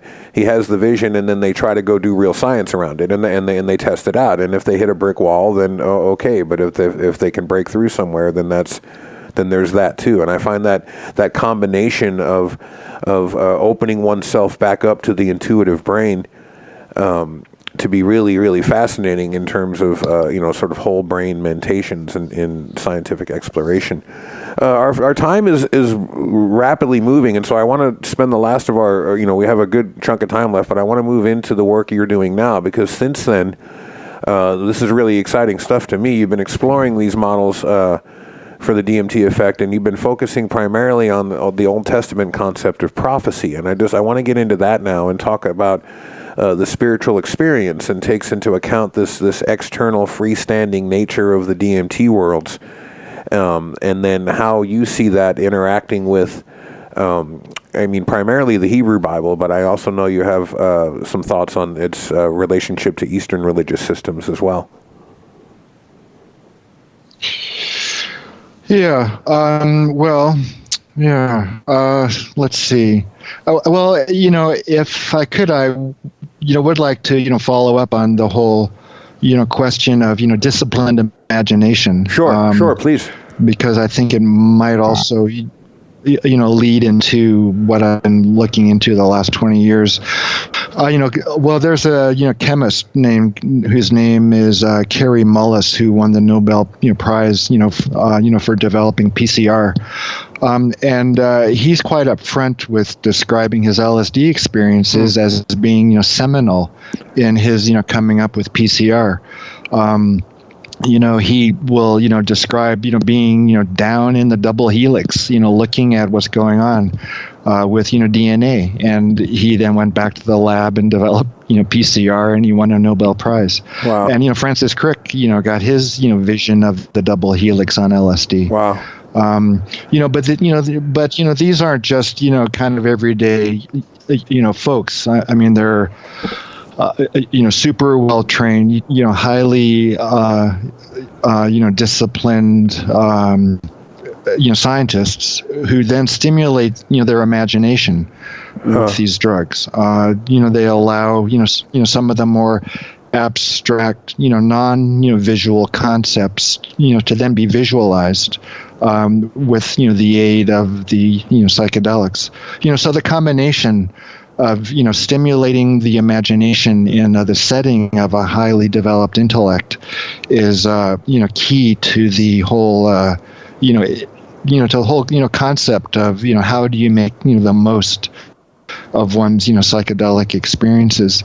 And also the, person you were, talking about who, gets into these states in a non-drug manner. Dennis McKenna, likes to joke about that when, people say, well, aren't using drugs cheating? And, Dennis says, it's all chemistry. It's all drugs. Everything is, got, some material, correlate. Right. So I think as, time goes on and we're learning more about the role of DMT in the human body, the human mind, the human brain, the distinction between, well, I'm, doing it without, drugs, but if, DMT is involved anyway, then that distinction, I think, becomes moot, kind of breaks down. That's remarkable. In the work that you've led to with this notion of a prophetic consciousness, some of the things that I've seen from the work, and I'd like you to speak to these in any order that you'd like. But that, we talked a little bit about the DMT experience and people encountering these external beings, and this very real sense that the sort of scales were being peeled from their eyes, and they were for the first time maybe seeing the actual existence of these things. But there's another couple of elements to this that I think are really important, and one is this in contrast to the Eastern religious systems, the ones that emphasize this kind of unitary ego dissolving experience. These leave the individual intact. And then add this crucial element directly of ethical and moral concerns to the conversation as well. And so we're starting to see an experience of a sort of vastly different order than we have in the Eastern experience of sort of ego-dissolving states of higher consciousness. And then the other part of that I think is really fascinating is looking at the prophetic state of consciousness as actually and encountering the presence of transcendence. And so you talk later about the difference between neural theology, which was this branch of study that sort of looks at how the brain chemistry generates these ideas, and like you were saying, that these are projections or manifestations of something happening in the brain, to what you're calling theoneurology, which posits that there actually is communication occurring between this agency of whatever this thing is and the brain. So I wonder if you can maybe speak to those. I know I threw a lot at you there, but this is what I've been taking from the book as I've been making my way through it. Yeah. Yeah, well, that's a very good summary. Yeah, well, I mean, I completed my study in 1995, and kind of went back to the drawing board about if these experiences were actually real encounters with something external, how could that be? So I began in the DMT book to speculate about theories that are contemporary physics, like within the context of parallel universes and men of dark matter, and was thinking, well, perhaps DMT is modifying the brain-mind complex and modifying the receiving characteristics of that mind-brain complex to be able to peer into dark matter or peer into parallel universes. Wow. People are spending lots of money and building all kinds of machines to peer into these other realms of physical reality, real reality. Yeah. But the most complicated machine out there is the human brain. So why not modify the human brain to be able to perceive things which are which are, normally invisible. Like, for example, you have the telescope, which allows us to perceive things that are normally invisible, and, the microscope. If we can modify consciousness, chemically, that might be a way that we're able to perceive or apprehend layers of reality which we aren't able to normally. Clearly I don't have any training or any background in that kind of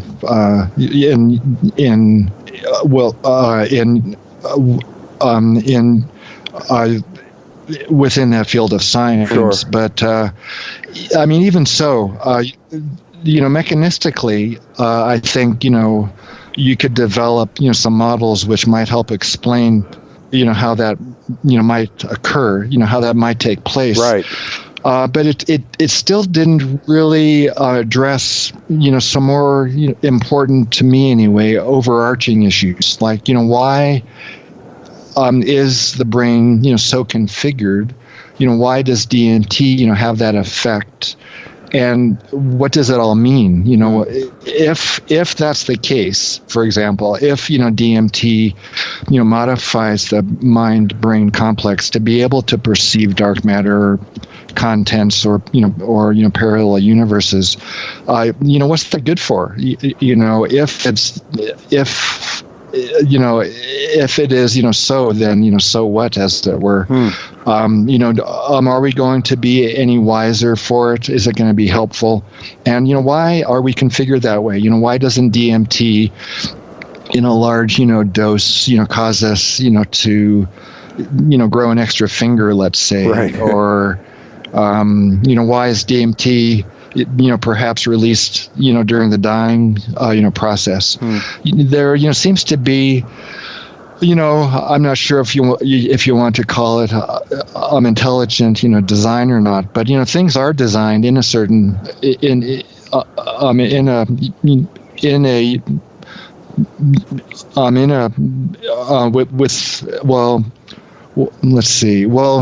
so things are well designed in a particular manner. Yeah. For particular reasons. It seems to me. And even if we could explain, how DMT may allow certain extra, sensory perceptions, so to speak, it really doesn't explain what is, the nature of the information contained in those extra, sensory, realms. Why are we, so designed to be able, to peer into them at certain times under certain, circumstances. So I then, began to, veer into other, disciplines which occupy themselves with the nature of invisible realms, which are, obviously the spiritual systems, the religious, systems out there. They've been, looking into altered states of consciousness, visionary states, for millennia too. Right. But also, they've been as, so they've been as interested in extracting, meaning, from the from the contents of those states, as much as they've been interested in cultivating techniques and explaining them, metaphysically. So I started to, I then started to move my default, position from the purely scientific to, more of a hybrid of, scientific and religious, kind of what used to be called, metaphysics. Right. In the Middle Ages, a blending of, contemporary, science, which was consistent with, the theology of the time. So, that was where I began, looking at, ways to understand, the prophetic experience as a example of an altered state with features which shared quite a bit in common with the DMT state, and those features included the unshakable conviction that what they had just undergone was real, or more real than everyday reality. And it was also interactive. The prophetic state is highly interactive, as is the DMT state, as compared to the Eastern model of enlightenment. And also, as time went on, in my study of DMT, is I wasn't that impressed with the content that people were returning with. They were able to describe in excruciatingly fine detail the nature of the DMT universe, its shape, taste, color configurations, but they didn't really return with all that much novel information. So there was the real quality of the DMT state and the prophetic one. There was the interactive nature of the DMT state and the prophetic one.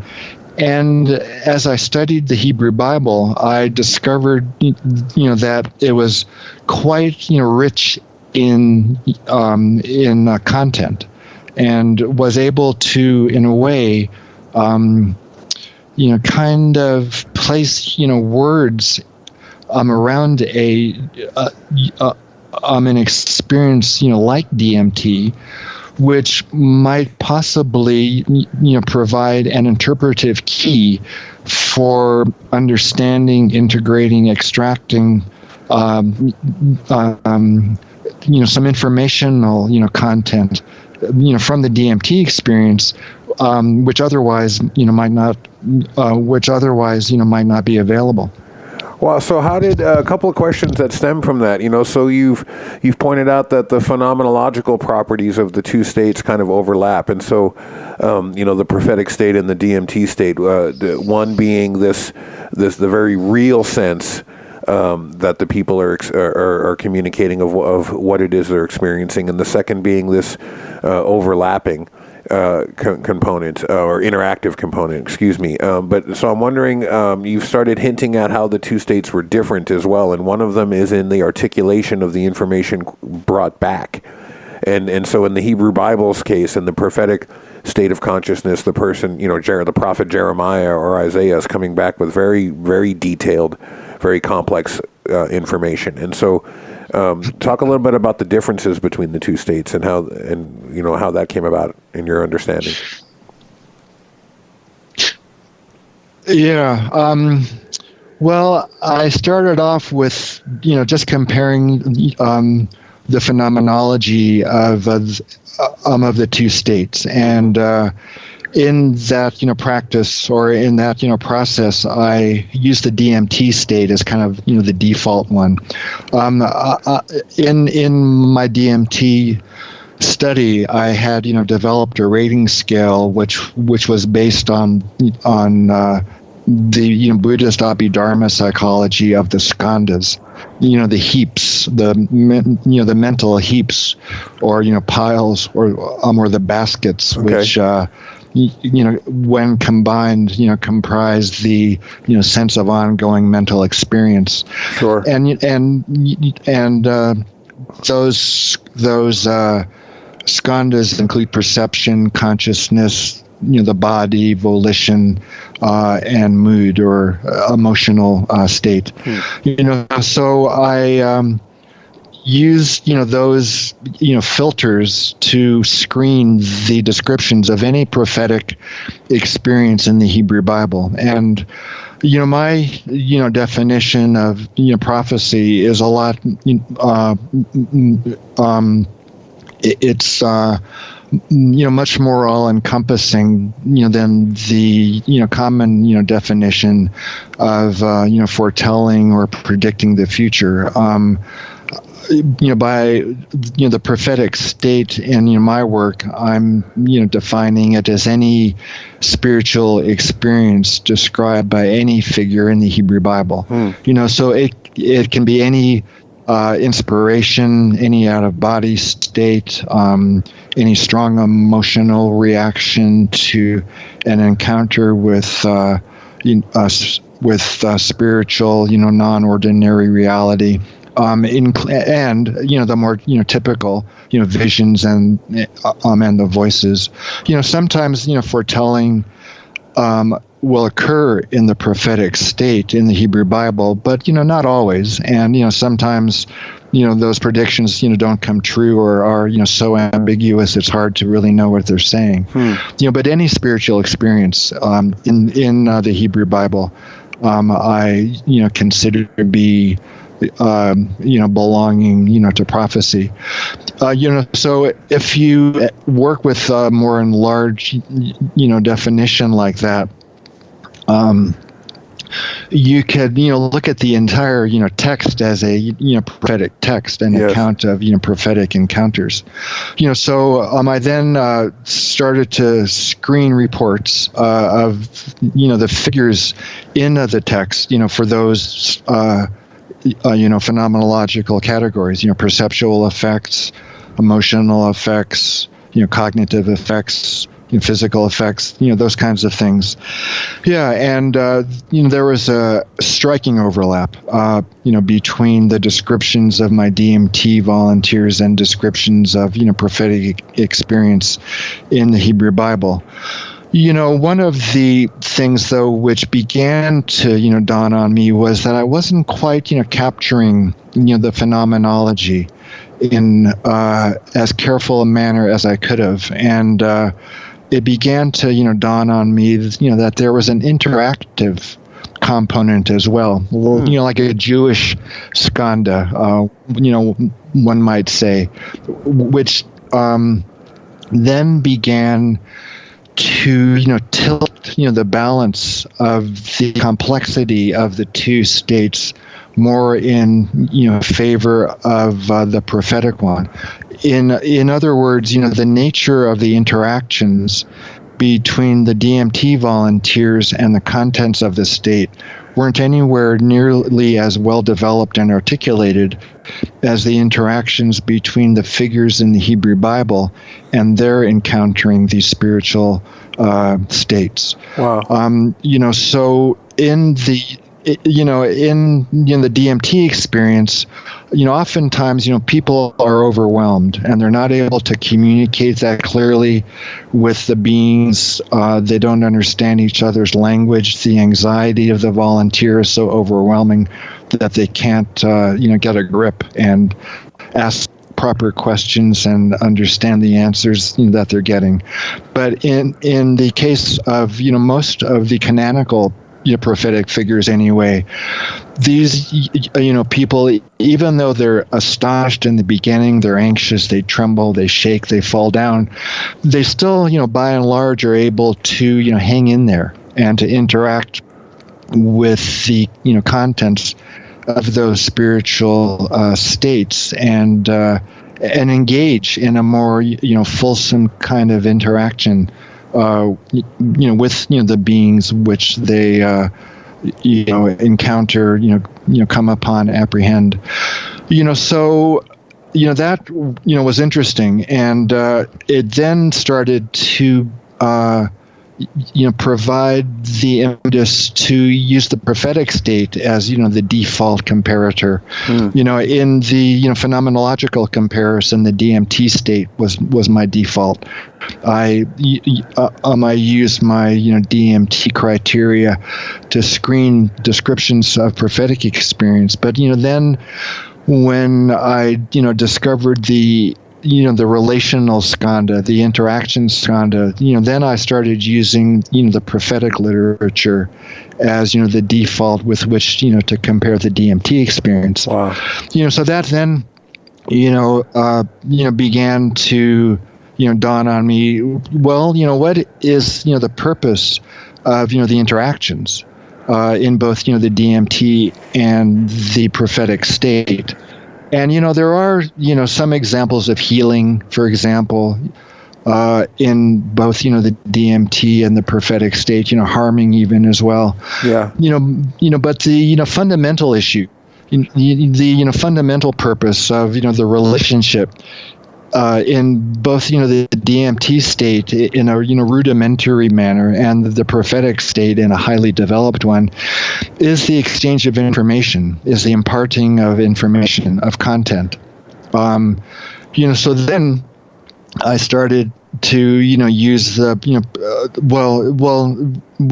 so that, led even more, to the emphasis on the prophetic state as the default one.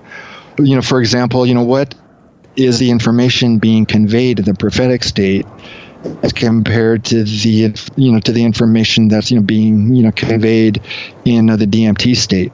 And, as I mentioned earlier, the majority of the information conveyed in the DMT state is, the existence and the nature of the state itself. Abstract ideas, abstract, teachings, moral, ethical, content, really didn't, pop up that much in the DMT experience. On the contrary, it was more, personal, psychological kinds of issues, healing in a way, psychological healing or insights. But in, the case of the case of, the prophetic experience, there's a whole slew of, categories of information which were being conveyed, to the figures experiencing, prophetic consciousness. Wow. So then I, began, working on categories. What are the categories of information, which are being, conveyed, in the prophetic state to individuals in that state. And, then I would, look, for, comparable expressions or examples in the DMT one. Wow. You said a lot there, and it leads me to a couple of comments, and we have a couple of final questions for you as we round out the show. I want to ask you in a second about the Jewish philosopher Maimonides and how his work influenced this book and your understanding of this. But before we get to that, you said something a second ago that's really fascinating. In my background as a professor of religious studies, and I have a background in Hebrew and in Koine Greek of biblical literature, and this understanding of prophecy, not necessarily as future telling, is a sophisticated and I would say very correct understanding of prophecy. When people think about what they would consider something prophetic in the Bible, they almost exclusively think of somebody future telling, foretelling, predicting the future, giving a word from God on events that haven't happened yet. And this is only one category, as you've already pointed out, of prophecy. I've long taught that all religions are really algorithms. They're templates for accessing and expanding symbolic states of consciousness. And so this is why I love the way you're explaining it, because you're picking right up on that. And prophecy in that context is better understood as any direct phenomenological encounter with the transcendent other. And I'm wondering if you maybe see it that way as well in the book. You covered a lot there too. I think one of the concerns, or one of the reasons that people have equated prophecy with foretelling is because of the Greek word which was used to translate the Hebrew word for prophet.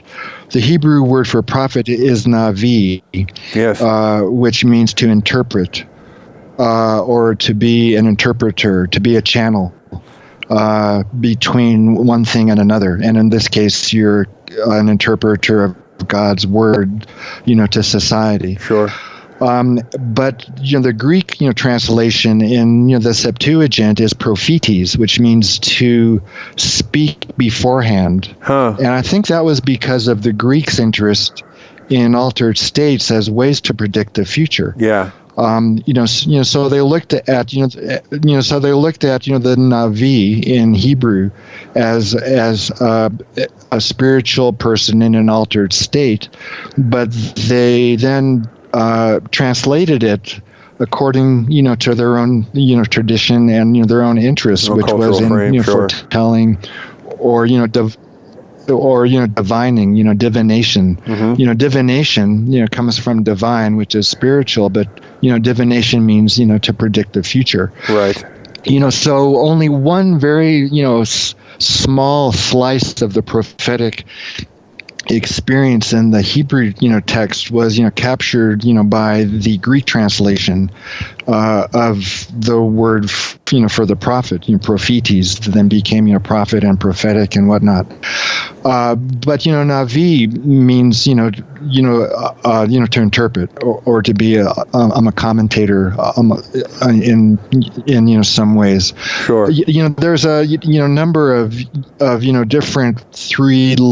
So there's a number of different Hebrew roots which may be the derivation of Navi. Besides the root meaning to interpret, another possible root means to bubble up or to gush forth. Which I think captures the overwhelming quality of the prophetic state, which is described by most of the figures. And another possible Hebrew root, which might be the derivation of Navi, means to be lofty or to be high or to be elevated. So all three of those, I think, are a lot more accurate in describing the prophetic states than the Greek, translation into prophetes. So Maimonides was so he was born in Spain and then fled the Muslims and ended up in Egypt. In the late 1100s, early 1200s, so he was a physician and a philosopher, trained in Greek philosophy, Muslim philosophy, and he wrote a book which is called Guide of the Perplexed, or Guide for the Perplexed. Which came out in the early 1200s. It's interesting. He was a contemporary of Dogen, who was writing Zen from Japan and from China at around the same time. So that was a very interesting time to be alive on the planet. There was Dogen in the East, who is completely blowing everybody's mind, extracting Chinese Buddhism, through the lens of Japanese culture and psychology, and there was Maimonides, who is viewing, Greek and Islamic, philosophy through the lens of the Hebrew Bible. Yeah. But, be that as it may, Maimonides, has been really, critical in the development of, of my theories. For a couple of reasons. One, because I'm, personally, drawn to him. He's a physician who, worked hard with, seeing patients, but at, the same time would study as much as he could in his off time, kind of like a, role model for me in a lot of ways.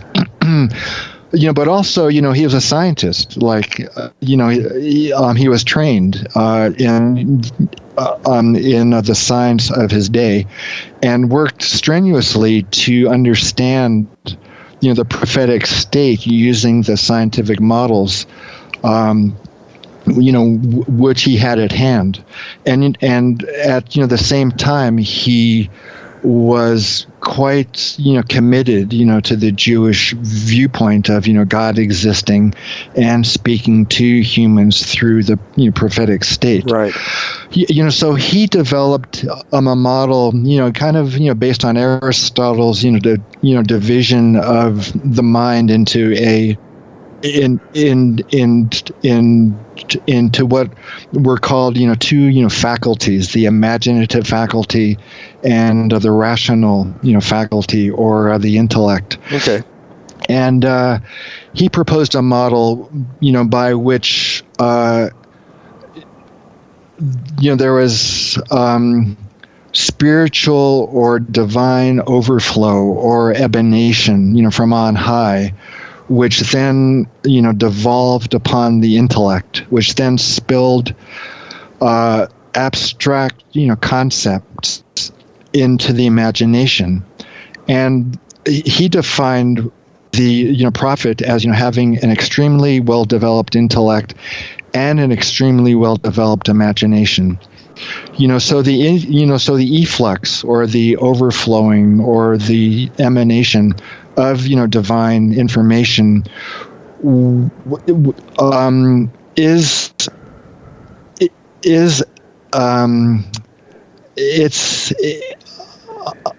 it's inherently incomprehensible, because it comes, from an inherently incomprehensible place. Right. But if it, starts off with the intellect, it then begins to take some abstract kind of form, which is still incomprehensible, but it is at least entering in, to the human realm.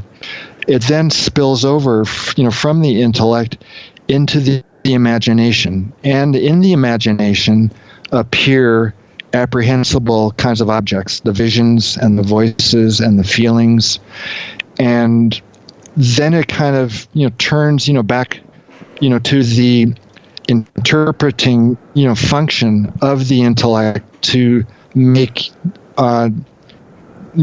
some sense of what is perceived on the screen of the highly developed imagination.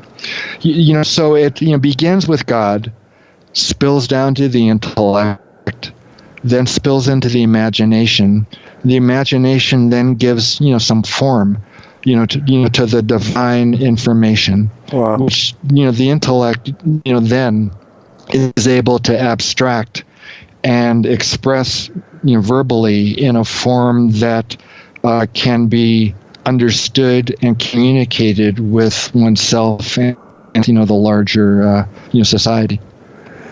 It's fascinating, and again, I wish we had another hour with you, but just two final questions here and a comment. When you mentioned the bottom-up perspective represented by neurotheology, where changes in brain chemistry give the impression of communicating with the divine, whereas your model, which you're calling theoneurology, posits that God communicates with us via the agency of the brain. And one more comment, and then the question: when you talk about the practical implications of your theory, you talk about there's twofold primarily in the book, and one is that those who revere the text but lack what you call an experiential confirmation of its truth can consider the application of the psychedelic state in such situations, and then the other, that the use of the Hebrew Bible might be a means for deciphering and extracting much more information from the contemporary Western psychedelic drug state. And so it's almost like each state can help us understand and inform the other. It seems to be where you're going there. But go ahead. Before I ask the other question. Right. Yeah. It's right. It's kind of a cross disciplinary hand-holding interdependency of the two. Yeah, if you think about the text as a prophetic text, that it was received, edited, redacted, communicated by people in a prophetic state. And if that prophetic state, shares certain, features with the, psychedelic one, especially, the DMT one, it then would make, sense that if you want to be able, to resonate more deeply with the state of mind out of which the text emerged, then a prudent or careful judicious entry into a prophetic like state through the use of psychedelics could be useful. Well, for example, you can study Ezekiel's initiatory vision in chapter 1 of his book, the chariot, the Ophanim and the cherubim, the wings the winged, beings, the turning wheels and spheres, the flames, all those things. But you could just think to yourself, what the heck's going on there? But if your imagination is stimulated through the use of these drugs, let's say, and you've got obviously you're prepared, you've got supervision, you've got, safety valves in place, you might be able to, visualize Ezekiel's chariot in a way that you couldn't even come close to beforehand. And then start understanding it, what it is, that Ezekiel, saw, apprehended. And, then you could start to interact with the beings that Ezekiel interacted with in his own vision. So that's an extreme example, but, it ought to give you the sense.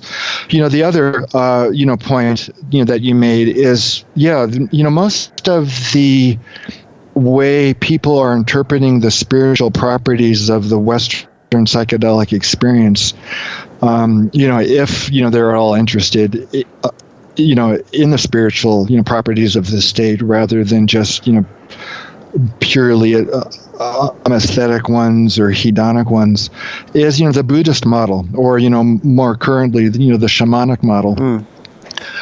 You walk into a head shop and there's all, kinds of, Buddhist, paraphernalia. There's mandalas and prayer rugs and bells and incense and, Buddha statues and whatnot. And, the shamanic model is, gaining traction too. But, why not look at our own spiritual, tradition? You'll never, come across, a painting of, Moses going up to Mount, Sinai to get the 10 Commandments in a head shop. Right. Why not? Right. Why not? I mean, you can look at, the Buddha, sitting on his, lotus, petals, but you can't, look at Moses, getting the 10 Commandments. The 10 Commandments and, the Bible infuse our mentality, our culture, our psychology, our law, our philosophy, everything, economics, so it seems to me that there is a lot of wealth that has gone underground or unconscious in the Western mind, which might be utilized by using the text, the Hebrew Bible, as a means of extracting information from the psychedelic state, which has been otherwise unavailable. For example, there's all, kinds of beings in the DMT state. So what can we learn about interacting with beings from the Hebrew Bible? Well, all kinds of things. You learn how to address them. You learn, how to get them on your side. You learn how to determine if they're good or they're bad, if they're for you or against you. You learn what kinds of questions to ask. You learn how to understand the answers. If you can't understand the answers, you can learn, how to explicate those answers or get some help, from the beings. Yeah. For example, in the book of Zechariah, Zechariah is shown all kinds of crazy visions, by the angel, and so the angel says to Zechariah, well, what do you see? And, so Zechariah says, well, this is, what I see, but I have no idea what it means. Yeah. And the angel says, you don't know what it means? And Zechariah says, no, tell me what it means.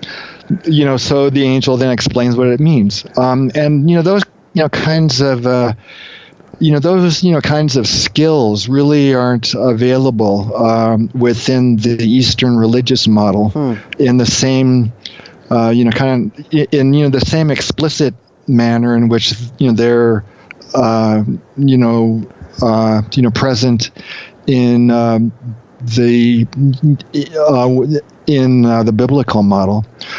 Something else as well too. The shamanic model at least posits the reality of the spiritual beings, as compared, to the Buddhist, model, which just, views them, by and large anyway, in the, sanitized version of Buddhism that is, contemporary in the West as, as simply, projections of the mind, Jungian archetypal kinds of things. Sure. Folk Buddhism, and the Tibetan tradition takes the reality of these beings more seriously, but by and large the Zen Vipassana those Theravada kind of tradition, more they tend to look at the beings as projections of the mind. Shamanism though is more comfortable with positing the reality bases. But even so, it kind of stops there, like as opposed to asking the spirits encountered on ayahuasca, who do you pray to? Who heals you? Where do you come from? It kind of stops with the ayahuasca spirits. You thank the ayahuasca spirits, you pray to the ayahuasca spirits, but that is clearly the definition of idol worship. Yeah. Because you're mistaking the intermediaries with the source. And I think that shamanism comes up short, both because it isn't emphasizing the source of the intermediaries which are doing the healing, and also because of the ethical and the moral challenges which shamanism face, which I think at least are considered up front in the biblical model. Last two questions here. The Hebrew word for God, sometimes applied, there's many different words, but a word applied to God regularly is the word kadosh, which means separate or holy or other. And my understanding, as I've said a little bit before, is that when you bring up this relational component and how this is very different from many of the other models, not only religious or metaphysical models, but even in certain kinds of other altered states of consciousness that people have developed. But this relational capacity, religious scholars like Karen Armstrong or the great Rabbi Abraham Heschel have written about this great mystical awareness that comes from this deep connection with other. In the Chinese, it's called Ren, or human-heartedness. We see it in literature when Achilles finally was able to see his own father in the face of King Priam from Troy and has this transformative experience. And the idea is that through the encounter, through the relationship and encountering of this great transcendent other, we get a sort of trial run. We start learning not only how to interact with it, but into how to interact with all of the other others we come across with in our life. And so this diminishes our xenophobia. This diminishes our fear of other, but allows us to sort of embrace other, whether it's new knowledge and information, whether it's new people and cultural customs, right, or whether it's new ideas. This sets the table for us to get good at encountering and relating to the other, as opposed to trying to hide from it, trying to kill it, trying to subdue it, or trying to convert it. Would you agree with that? It increases our states of empathy. Yeah, Well, there are two main, teachings that one gets out of the Hebrew Bible. One of them is a description of the proper relationship between man and God, or humans and God.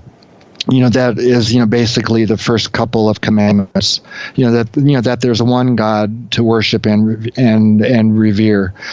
And the other teaching is the Golden Rule, which establishes the proper relationship between man and man. Within the human species. Sure. And the Golden Rule, as laid down in Leviticus, is love your neighbor as yourself. That is the Levitical version of the Golden Rule.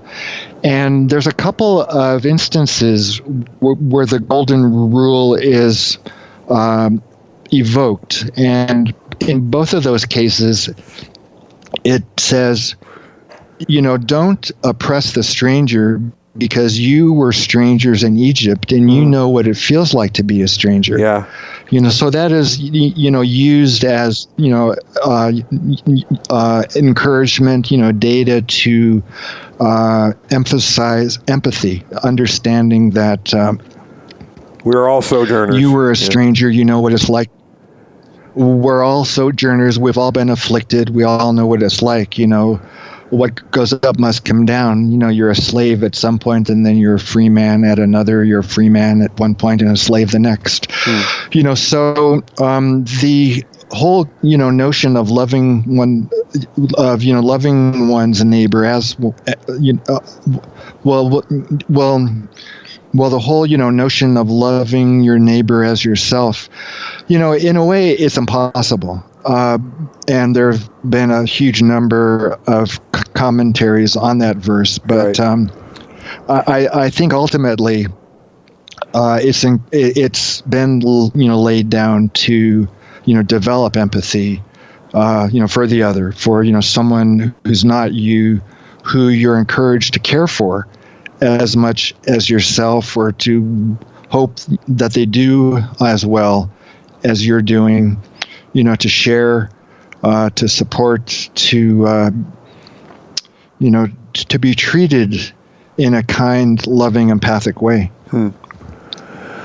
You've been so great to take some extra time with us for this second segment. I'll just ask you two last things. I know I keep saying that, but what is the Cottonwood Research Foundation that you founded with Steve Barker and Andrew Stone? If you'd like to maybe tell us a little bit about what that is.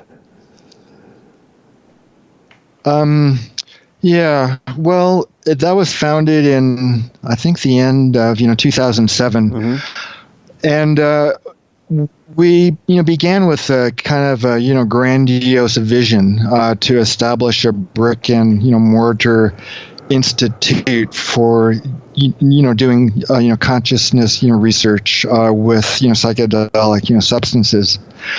But that's obviously a major undertaking. Millions of dollars worth of fundraising and infrastructure and whatnot. And in the meantime, the field of psychedelic research has really flourished. It's really blossomed.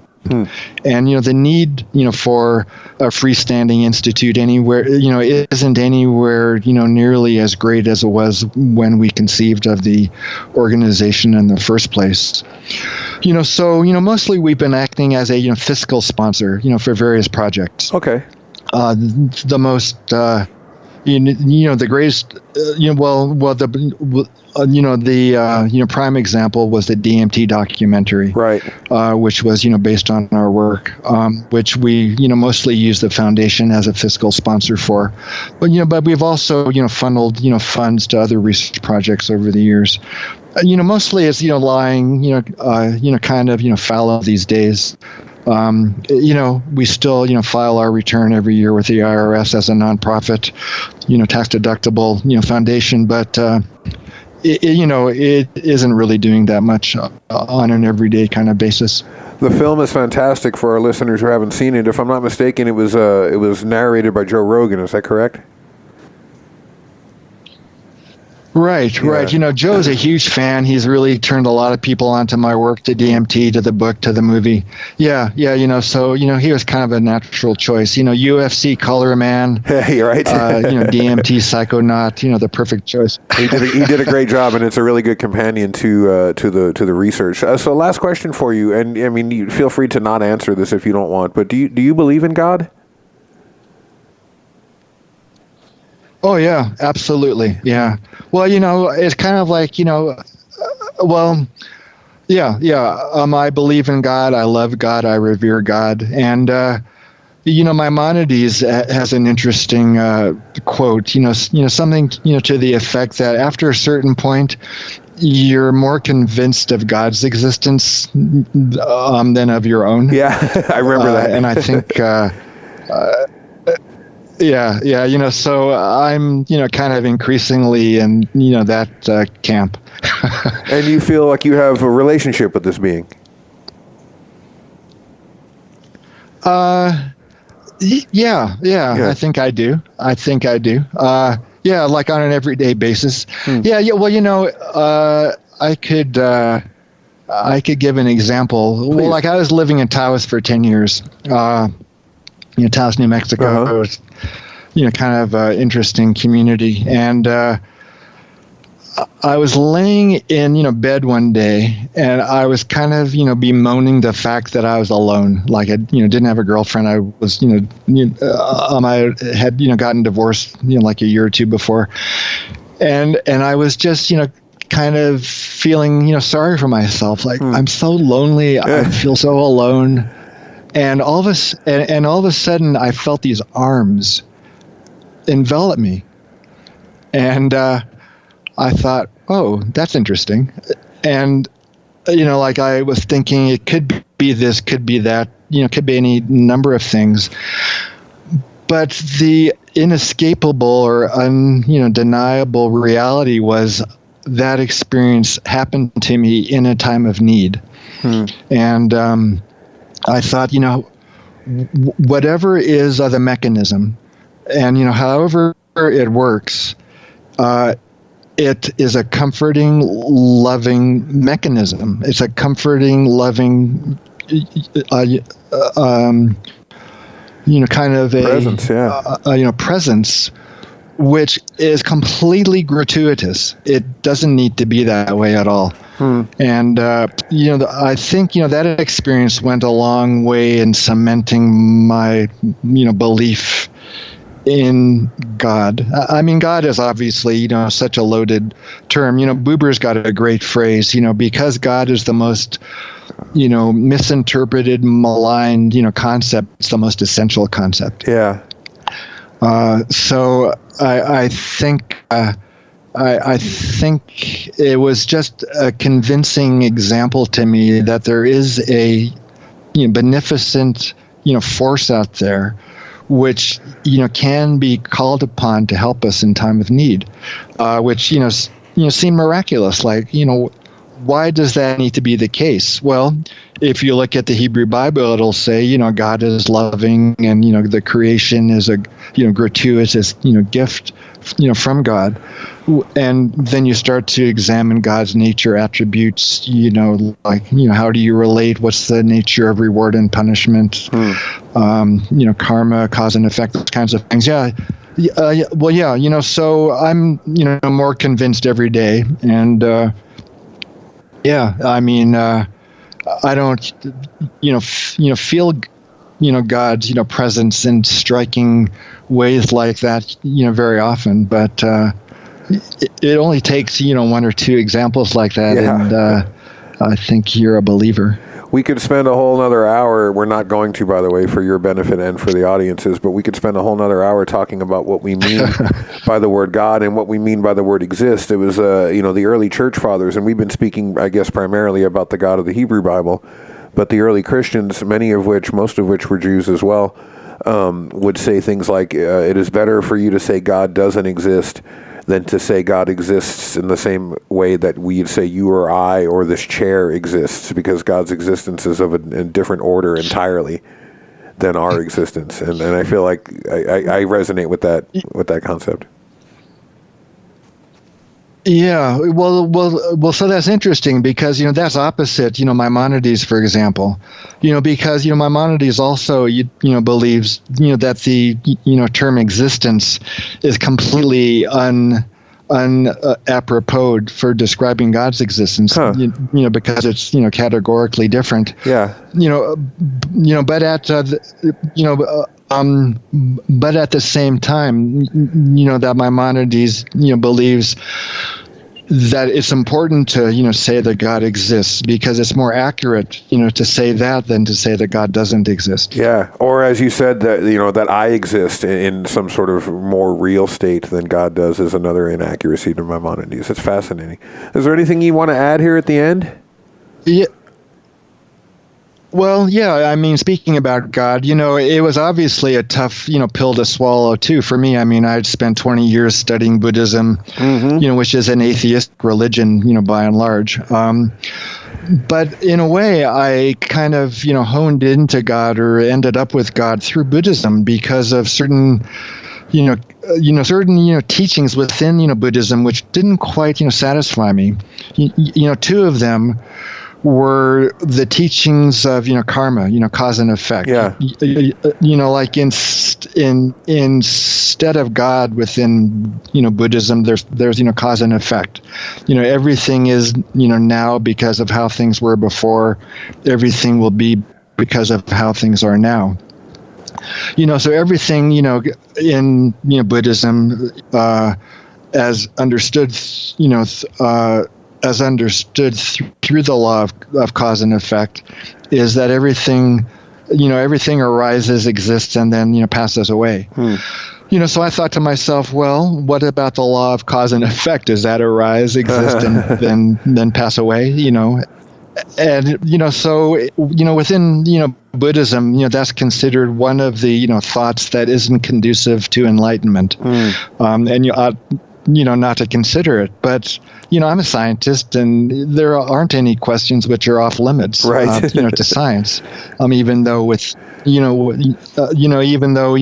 religion there are certain questions which are off limits. So I established my first toehold with a notion of God by thinking, well, God existed, in quotes, before the law of cause and effect, and will exist after the law of cause and effect, passes away. And, God created the law of cause and effect like God created everything else. And, God sustains the law of cause and effect like, God sustains everything else. The natural, the laws of nature were established by God and, kind of, run along inexorably. And, the law of, cause and effect is, basically, the law of nature at the physical level. The moral and ethical universes are examples of, cause and effect at the spiritual level. But, they all, kind of, follow the law of cause and effect, which was, both created and sustained, by God. I mean, that's, one of the ways I began to get comfortable with, with a notion of, of God, using a, Buddhist scaffolding in the beginning.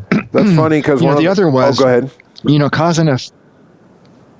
Yeah, the other was, the law of, cause and effect isn't, it isn't, neutral. One of the, teachings of, Buddhism is that, cause and effect is, more or less neutral. What came before comes, is important in, determining the present and, so on. Sure. But, the law of, cause and effect, contains, some moral kinds of lessons. Absolutely. For example, if you're feeling angry, let's say, you might stub your toe, as opposed to if you're feeling angry, you'll become smarter or make more money at that moment, or you'll fly if you're angry. As opposed to that, if you're angry, your stomach will hurt. If you're angry, your stomach will hurt. You might stub your toe. So it's not neutral. There's a moral code kind of woven in. Yeah. There is a moral code that is, woven into the law of cause and effect, encouraging certain thoughts and behaviors and discouraging others. So that kind of flies in the, face of the, neutral, valueless, notion of, cause and effect being just almost like a, purely physical process. So I thought, well, what is the mind of the creator of cause and effect who established it to run in certain, channels. Yeah. So then you start to think, well, I'd like to learn about the mind of the, creator of cause and effect, which is, formulated and, verbally, laid out within the text. One of the questions I had for you that I didn't ask because we were, so immersed in the rest of the conversation was your lay ordination in a Buddhist order and co-founding the meditation group that you ran for so many years. And I was going to ask you how that... Are you still there? Okay, yeah. I thought I lost you. I was going to ask you how that impacted your work and your views, but you basically just answered that. So I guess, final question. I know you began your college career as a chemistry major, and I was wondering, not to become the next Owsley Stanley, but you wanted to be a fireworks magnate, and I was wondering if you're ever thinking of going back to that now that you've achieved so much in the world of the sciences. It's not too late. No, it isn't too late. And I'm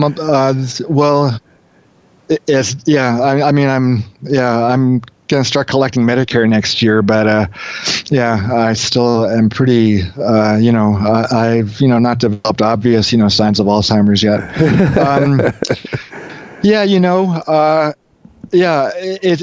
It's interesting. I've accomplished a lot, and wonder what's left to do. So every once in a while I think about, fireworks. You think about them still. It's, kind of dangerous. Yeah, it certainly is. It is dangerous, and I would probably have to move to China. Good point. I think I'm good. I'm in Gallup. I study the Bible. I help people with their psychedelic research projects. So I've got some more, writing projects on the table that I'm working on slowly but surely. So I think I've got plenty on my plate. You're fine right where you are. Well, Dr. Rick Strassman, thank you so much for being on the program. This has been an enlightening and wonderful conversation. We really appreciate it.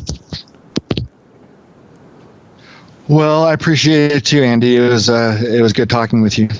You've been listening to On the Block Radio, folks. Our guest has been Dr. Rick Strassman. Please get over to our sites where you can get links to his site where you can read up on his work, the work he's doing with the Hebrew Bible, with DMT work. You can buy copies of his books, DMT, the Spirit Molecule. You can buy a copy of DMT and the Soul of Prophecy, and you can also get Inner Paths to Outer Space there as well. You've been listening to On the Block Radio. Our guest is Dr. Rick Strassman, and we will see you all on the other side.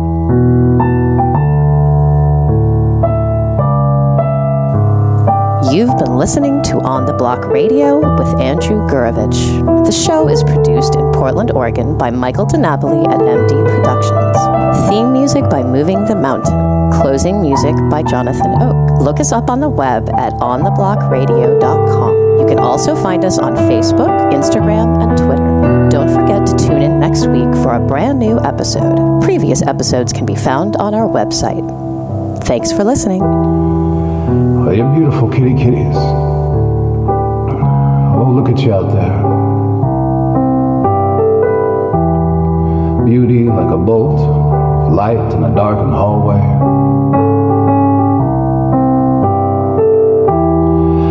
New minds, looking at this world, at our lives, with the perspective of apocalypse children.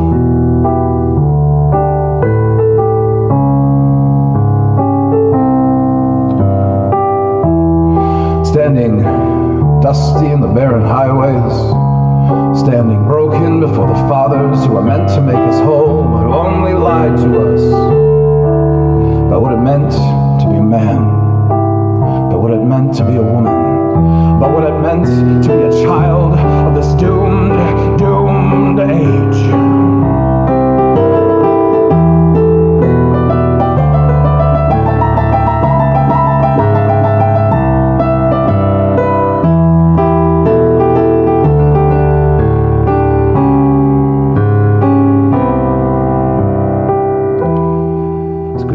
Lightning out in the yard. It's a world of sin, slowly tearing me apart. There's a blood-warm rain running down her window panes, and a howling damnation in my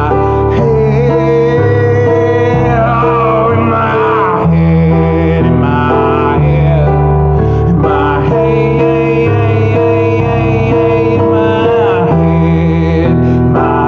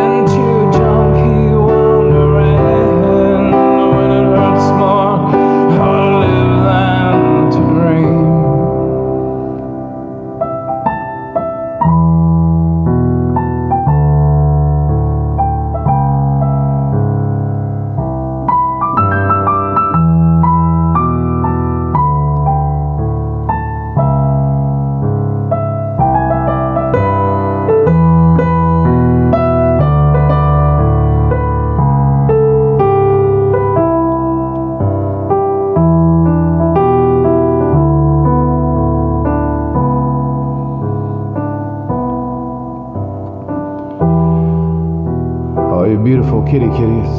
Oh, look at you out there. Creators of art, of history, of thought. New minds looking at this world that are alive.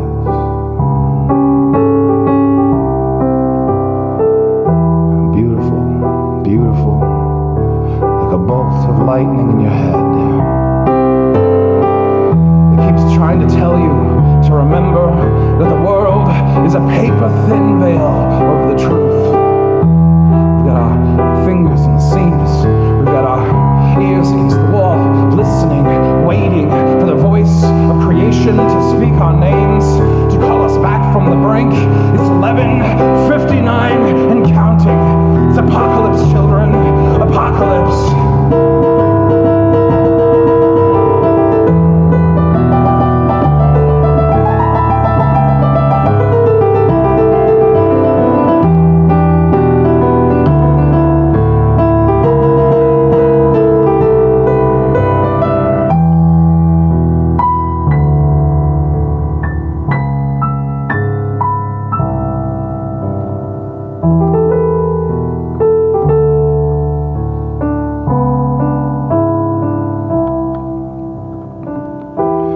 Watching her future through the red-lined windows, rests her arms on the round of her belly. I wonder if the worry in her hands and the joy in her heart will ever be one and the same. Yeah, one and the same. Yeah, one and the same. In her